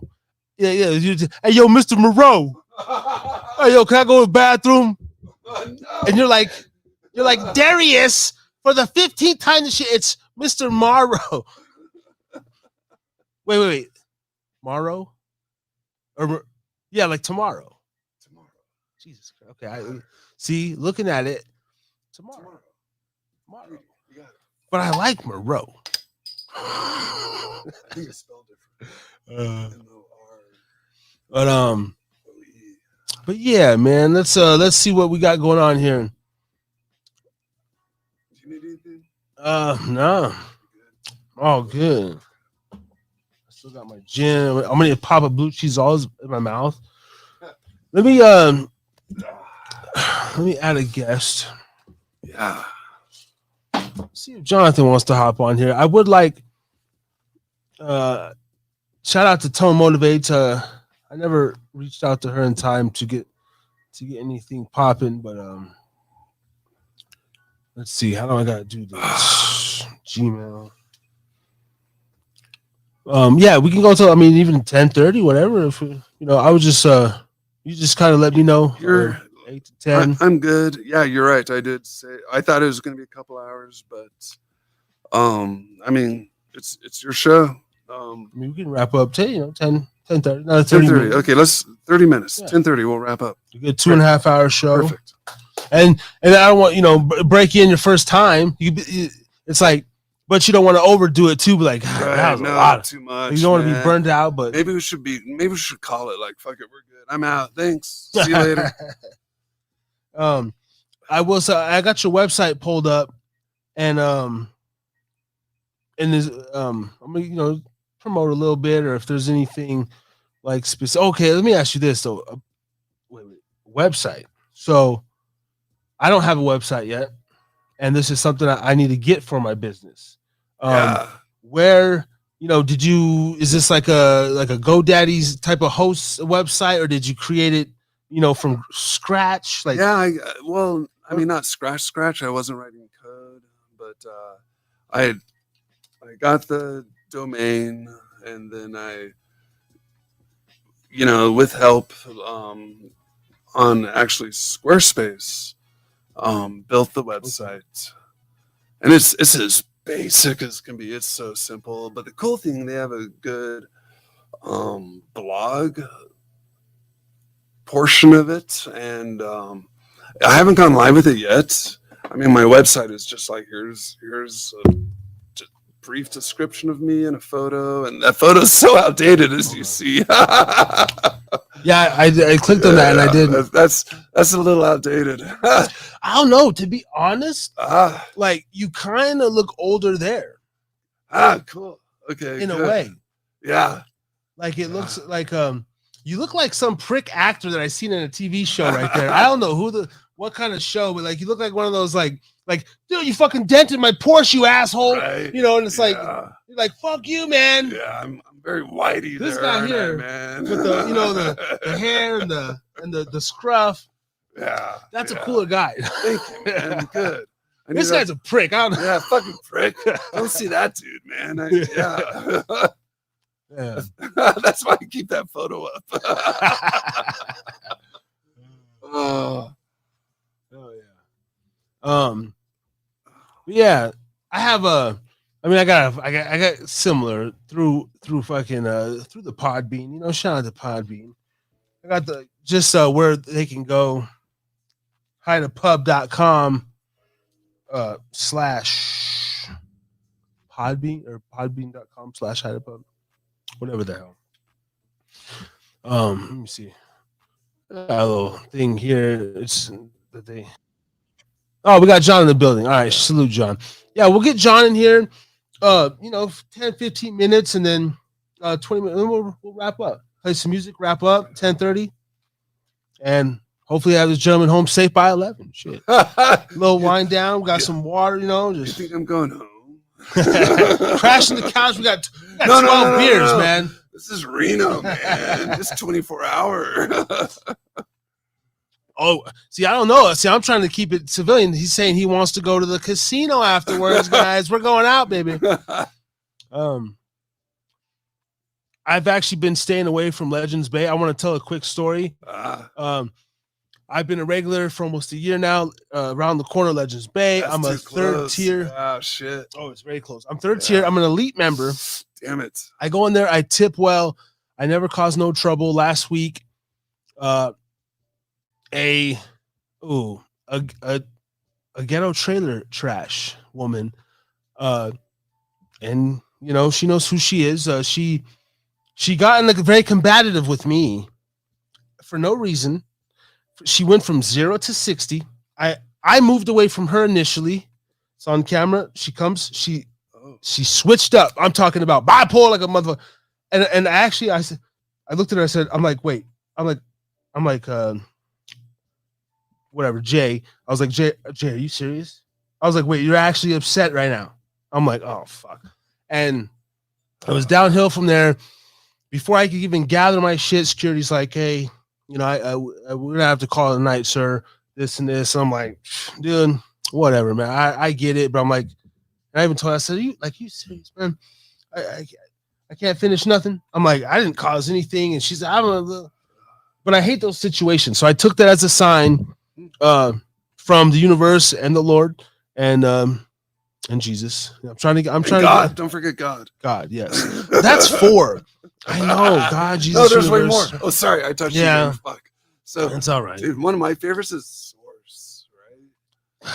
The divine, right? I just like to say universe, but I feel like most people, that's where the Christian color. Let's get John in here. That's where they're like even though I'm not a so-called Christian, like the Christian, I even have this Christian guilt because I'm like, if I really want to feel Christ, bro. Like, and I've only felt the Holy Spirit when I did DMT. And most Christians would say that's not even a valid Holy Spirit because I had DMT. That's when you really connect, man. Yeah. But those Christians will never have the experience that I fucking had. So I don't know what to say. Coming to the stage, we got I call him White Boy John because he hasn't given me a name yet. Well, I'm so racial. I don't know. I like being racial, and you can call me fucking Oreo Harris. I don't give a damn. So coming to the stage, where we just talk shit and vibe here at the Haida Pub, episode 129. Reno John in the place to be, cigarette in hand. We got American Spirits. We got 805. We got Bud Light Platinum and Hendrix Gin, cocksuckers. Yes. I gotta fix the camera angle here. My co-worker John here. That's 2 for 2. You missed your old intro already. The Saints and Sinners welcome. Yes, different intro. Yeah, no, that's the new motto. But yes, all are welcome at the Haida Pub, bro. Sinners and saints. I want to serve to the priests. Actually, fuck the priests. I want to serve to like the pastors and shit that like still come in and have like steak dinner with their wife. And I want to serve like the bikers that come in and like do blow in the bathroom and shit. All right. So we have it all here at the Haida Pub. How you doing tonight, man?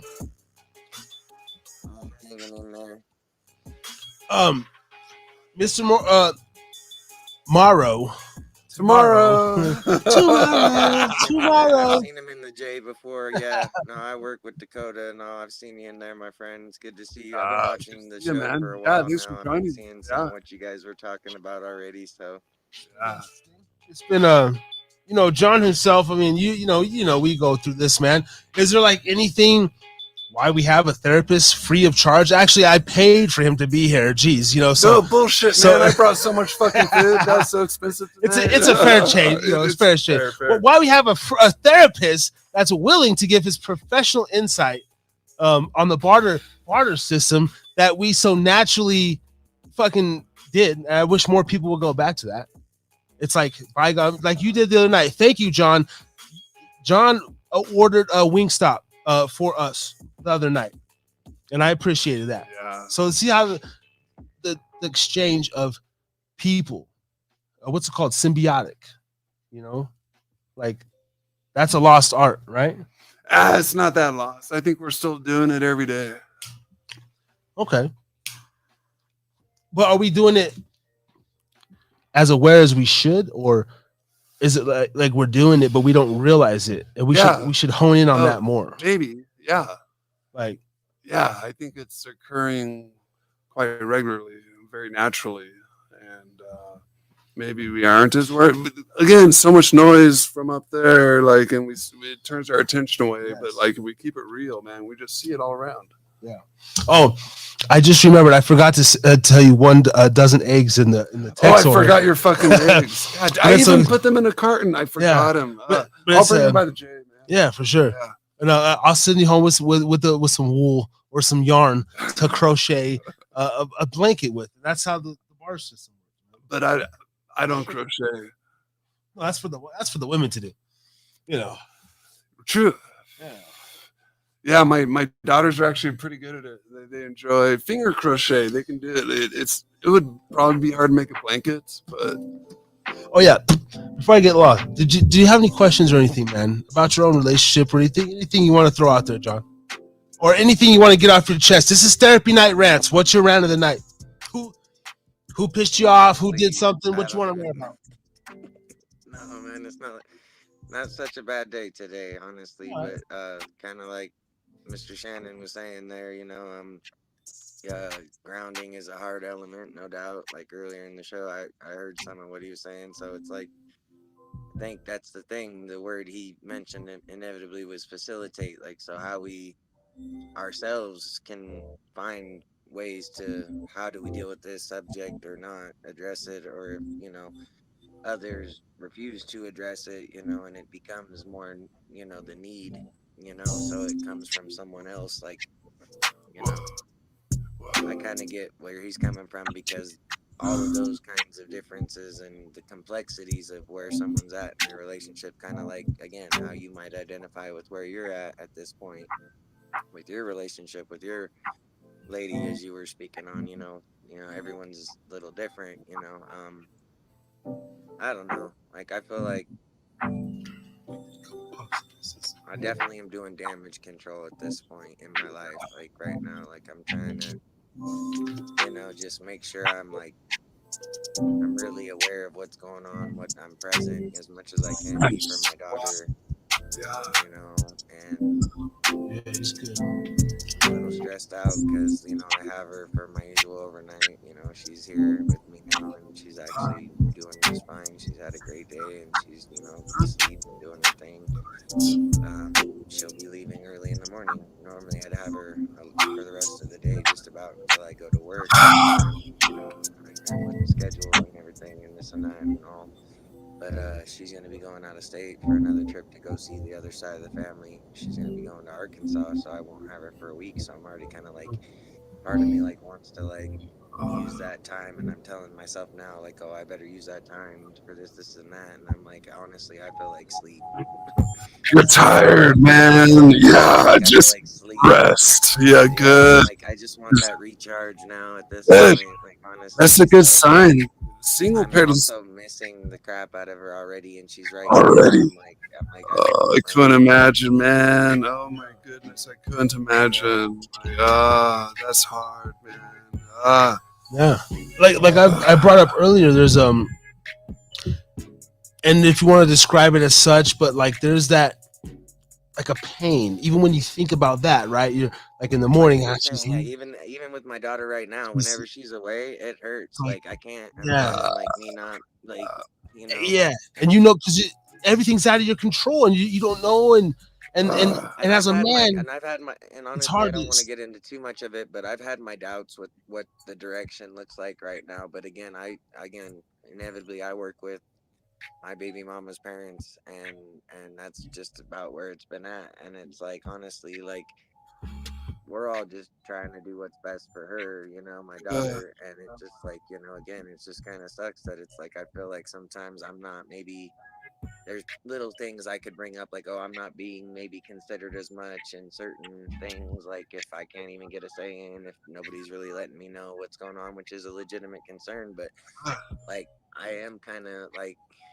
I told everyone in the beginning, like I don't necessarily want somebody else to do it for me. You know what I mean? I'm not like you said earlier in your show. I'm not built that way either. You know what I mean? Like I fully intended. If I'm gonna do this, I'm gonna be there. This is part of oh, me. how This hard, is something man. I'm gonna Oh, passion. I'm gonna do not just for me, not just for a significant other, not just for my kid, but because that is my, me as one of the things also mentioned earlier in the show is to be evolved, to like that is the way reproduction works, right? Like I want my family to be extended is more maybe what I should say, like I want to look at my family and say, look, this is where I want to go with them. You know what I mean? And yes. find somewhere that suits a little better. But it's like in reality it's like there is a lot that's kind of all up in the air. It's kind of all over the place, and I'm just like honestly I'm finding like I say, I guess best thing that makes sense is that wording I said, like doing damage control. I'm like, am I really making the best decision? Like even if I started to, Caution, like say caution. kick up a No, storm and make kind of demands or something, or go and go to the courts and make things a little more difficult there, because then that adds more to come into my life at this point. Do I I say really want to do that? you said demands and difficulty, man. That doesn't sound like damage control, and even damage, like so. On the contrary, like what you are doing right now, she is asleep in the other room right now. You have been with her all evening. You got her down. She's asleep and safe. You are caring for your daughter, right? That is like, well done, man. Like that is like you're in it right now. You're doing it. It's like that is well well done, man. It's yeah. See, again, like just look at like like Yeah. you're well done, right? Like Yes, I mean that's the first thing I picked up in our conversations he too cares, at work. man. Yeah, He cares about his daughter. He's taking care of his daughter. How hard to at times then be apart from her and not have that control and be missing her and not being able to care for her. But then when it's your turn, bro, and it's your turn regularly, like ta-da, you do it full on, man. Thank Like, you. yeah, really, it's like I kind of feel like me and Dakota are very alike in the sense it's like to not feel like we, as the person we're trying to be, the person we and the way we're trying to, like it's that whole, how we're gonna, roll with this, if you will, and see how we can, you know, see how things end up playing out, kind of thing, which is a good thing. It's the adventurous side of things, like especially with your family. If you're like, hey, I just want to take us and go do something randomly, like it doesn't necessarily need much thought into it if you can make something of it, but it's just like the scary thing is like not feeling like you can steer at this point necessarily, like knowing you're limited in what We and are again, limited. We, I feel like every time I'm at work, sometimes the most I get like kind of like irritated or a little like kind of anxious, if you will. Like I hate like kind of being away from the house now as much, because it's like if I can, like again, it's more like I wish I had her more, like I wish there was more I could do, but again, there's just it is in a fashion right now that is at least sound for the most part, which is good, but it's just it is kind of like it's fragile, and it's like this has been a very difficult process for me, and I'm trying to understand it from multiple points of view, from concerns, that are involved for reasons that yeah, you can only do what you can do, man. Like so much of that is like for all of us, just out of our control. And when we can't control it, like, well, I guess this is all I can control here. So just turning our attention to like, oh, great. Like here it is. That, for me at least, that really helps like, whew, like bring like me it has definitely been my motivation for sure, because it's like it's why I'm trying to make enough happen, more or less. I'm really trying to apply what I need to try and get my own place and be able to have her more. Like it's just life is such a weird mystery too. oh, For being as beautiful as it can be pretty ugly too. And that's it's life, just like life and death, it's man. also just it's all that one strange trip that it's like you never had before, that you can't seem to get off that road every once in a while, where you're kind of like, it's like a delirium, like a delusional sense, like you're kind of like, whoa, is this really happening, you Ha, know and it's like that is a good question. Well, you that's realize how much you really don't have control in situations, sometimes. And so it's like, you know it's interesting knowing, like, I definitely find more time to think outside of myself, is what I think keeps me more sane than not. outside of ourselves. Thank you, right?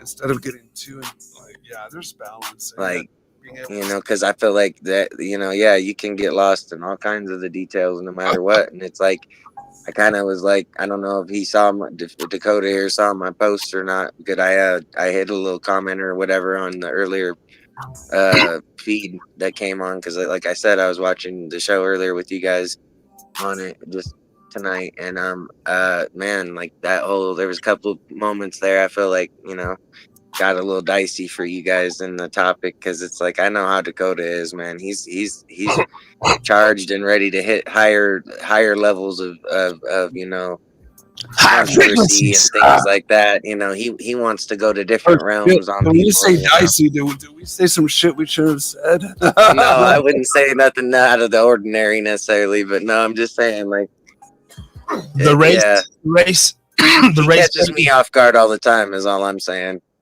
I felt like I was pretty good. I'm pretty PC. Oh yeah. Nah, I talked about making 1,000 babies. Yeah, you did. I kind of felt like he was trying to like bait me into like getting like, because usually I'll be like, yeah, I want to.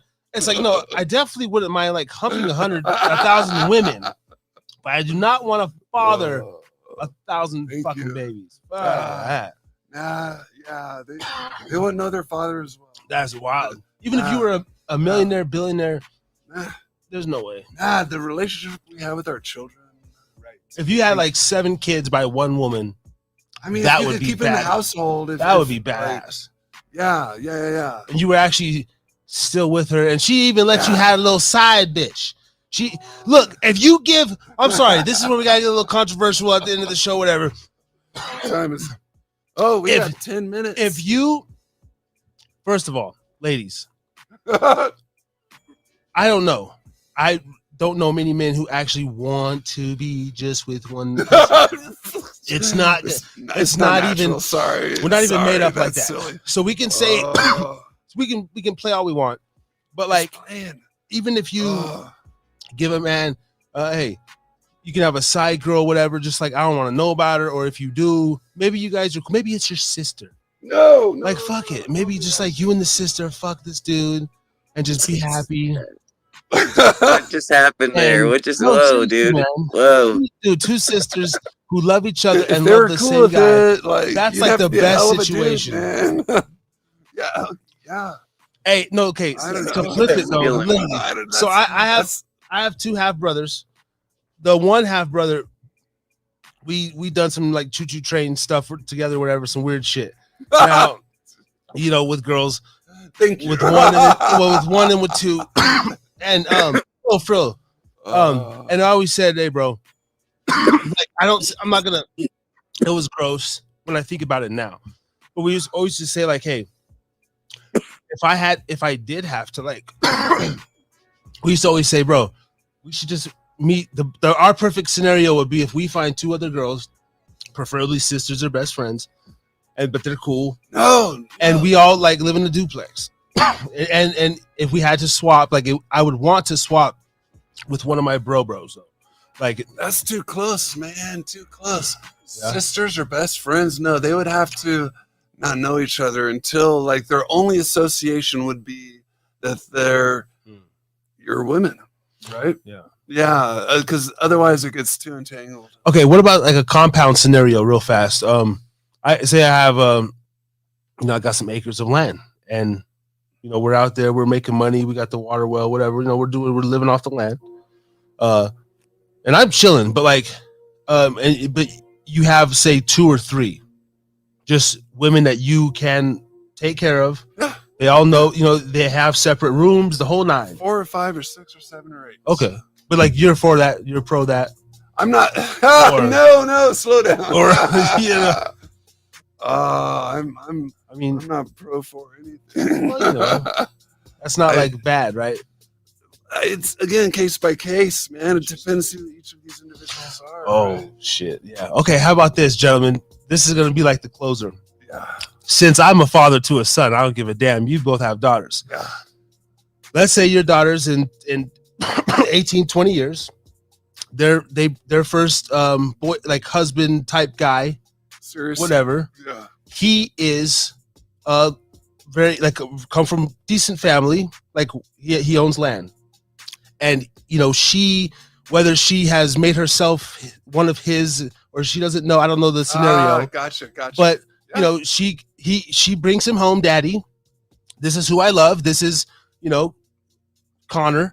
And, you know, it's like, but let's say the scenario is, he has four other women, but guess what? I'm paid for. I'm this. He actually treats me good. Great. Like, would you be for that? Are you happy? Okay. Like, are you? And I could tell. I wouldn't even need to ask her. It's like if she's thriving in that situation, if it's good for her, I like great, right? Like, I think John got scared and ran him off. He's like, hell no, fuck that. No, just kidding. Okay, that's interesting, man. My bad. My phone, I slipped and pressed the wrong button. I was trying to hear you. So anyway, you were saying. Well, so yeah, and your daughter's grown. She brings I think home it's called polygamy. Polygamy. Whatever identification. Yeah, your daughter comes home. She brings Connor, whoever. He wants to go marry a dude that's like a polygamist. How would I respond? Yes, like she's I'll taking. probably say you out of your goddamn mind. Like I'm probably gonna lose it. Like I'm sorry. Like. I'm not too convinced on No, I'm pretty big on misogyny. Okay, like I'm sorry. Like there's a reason why I should. But okay, it's translated a specific way for a reason. Interesting. Okay. See, you're a very good guy. See, this is you literally fall under the category of a good man. Like you're one of the few. Like I can understand why people want to do that, and I mean, like I can understand for other people if that's I'm not trying to judge. There are couples that again. I kind of envy that shit, bro. I really do. Like like I don't know. I'm saying me myself, like. I kind of agree with where you're at, like, and I understand you're talking about in your sense you would like maybe a little more freedom, maybe if you wanted to go over, still look over here, do this over there, you can still do your thing. I get that's your more probably main prerogative at that point, but for me it's like I think the thing we both agree on nonetheless is that like if I'm gonna have any amount of kids, period, like so if I have just this kid and that's all I ever have, like I better at least be doing all I can do, and that's the thing is I intended to from the very go. I did want to have kids. Like, honestly, I really wished for a son. I still wish I might have if I have another chance or if it were to happen, like if my next kid were to be a son, that would be kind of trippy. That would be cool. If it was just coincidentally, like, cause again, I'd be happy either way, I mean, a healthy baby like my daughter was and everything, seeing her grow thus far, like I'm very pleased with everything, and that's the thing is I just like I wish I could say like I'd get more out of this experience, and the only thing I wish I could do is I wish I could just get my shit together, find the assistance or do what I got to do to basically secure my own place, and whether I have anyone else, in that other role or not at this point, which is kind of what I'm looking at, which is like not to some extent, at least, I can still provide the right atmosphere for my daughter where I don't have to, necessarily continue to go the route, which is letting my baby mama's parents kind of do everything, because I'm kind of very uncomfortable to some extent with, They're not doing everything, man. They're not doing everything. Facets of, but I mean, we're all very evenly. It's a hard feeling. Like I'm sorry, it's not that I say that out of rudeness at all. It's just there are certain little, factors that just feel like I just don't want to feel like I'm getting railroaded either. Yeah. All right, man. Hey, we're gonna slowly wrap up here the show. I appreciate you for coming on, man. We'll get you on next week. I'm gonna be live tomorrow, but I got an interview with Daigo. That's gonna be a solo thing, but then I'm gonna come back and do some weird Friday night stuff. But see if you want to be a part of that or whatever, man. All right. Well, enjoy the night, guys. All right, Reno John, man. John. Peace and love, brother. See ya. We'll see you, man. All right, guys. He's part of the Haida Pub. He's one of the members here, locked in, grandfathered in. All right, grandfathered in here at the Haida Pub. Don't forget 1-800-662-HELP is a national drug addiction hotline. That's 1-800-662-4357. If you, a family member or a loved one, know of anybody that's struggling or anything like that, going through it, give that number a call. Yeah, 24 hours a day. Also a cold shower and a glass of milk. And just put on some smooth jazz, some Kenny G or something like that. No. And chill the fuck out. Water. And Definitely some water. yeah. But some milk right away. Energy. I don't know. You gotta get that. You gotta get the water. You gotta put on the rainfall sounds on the YouTube. Something to level Zen music. This stuff. This is a little more. And definitely just these low instrumental beats. You know, that's the wind up song there that I do. And then I go to this for whatever reason that this button stop. That fucking thing. Yeah. I mean, effing thing. Yeah. I don't know. It'd be funny to have an F counter and be like, yeah, we tried to limit it and we counted about 60 F bombs. We did pretty good. It's all good. We're limiting it. But yes, ladies and gentlemen, once again, I just want to thank everybody. This has been episode 129 in the archives. I mean, literally 129 means Thursday. I don't label them no other way. We got the off the cuff shows, all the other shows that may have been done, but literally 129 Thursdays, and you're part of it. So yeah, thank you, man. Next week, 1:30, you're welcome. Shannon, Morrow, tomorrow. Hey, Harris, Dakota Harris. Yes, man. Thank you, brother. Yes. I hope I did justice. He is a licensed professional. Also, I didn't give a disclaimer, but I will now, and I'll put one on in the beginning of the other shows. We're gonna make clips out of this and the whole nine.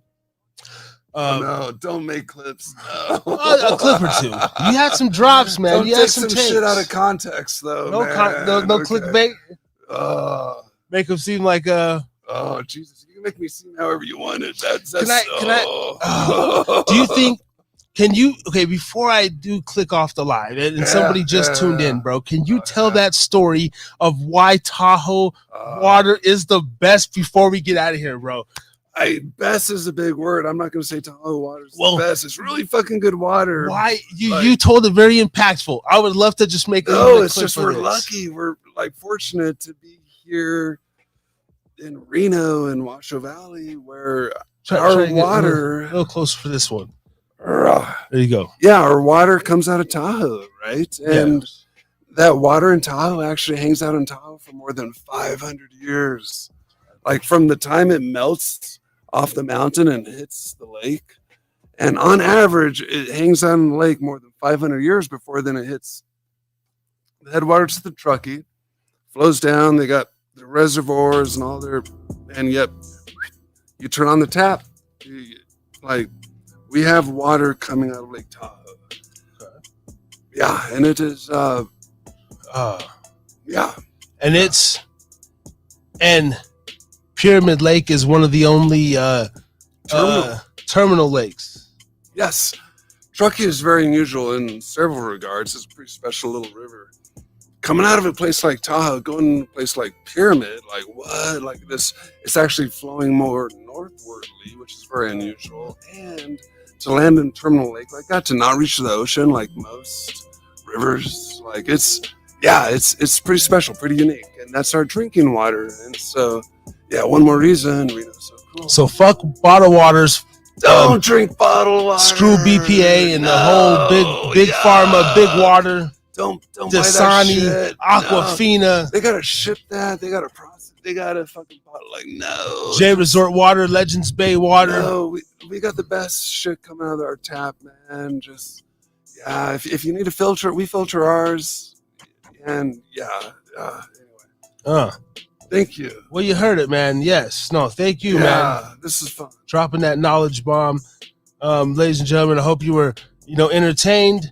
Honestly, first and foremost, entertained. I'm not, one day I'll get my suit and hey, this is just entertainment. Don't know the comedy, man. Don't take any of this shit serious. Pretty much. Just kidding. People, hey, go to Brother Ray's channel, talk, teach truth. No, seriously, be enlightened and everything. One day I'll get there. My shit is like entertainment.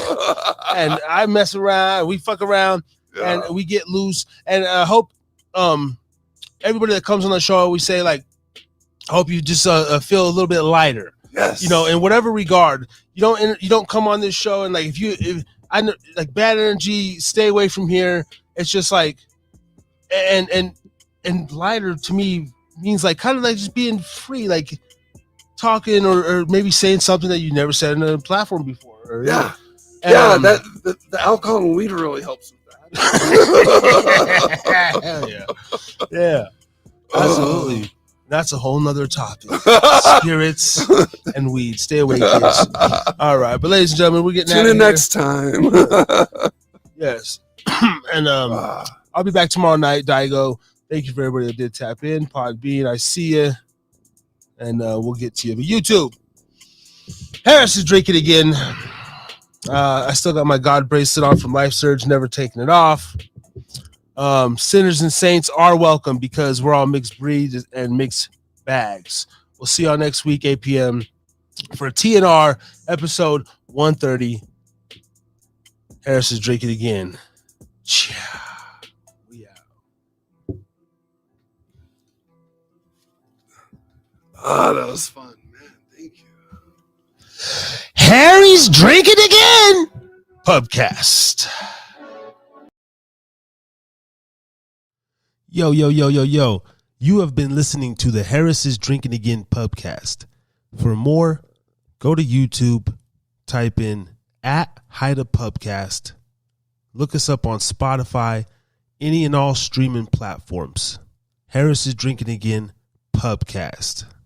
Thank you.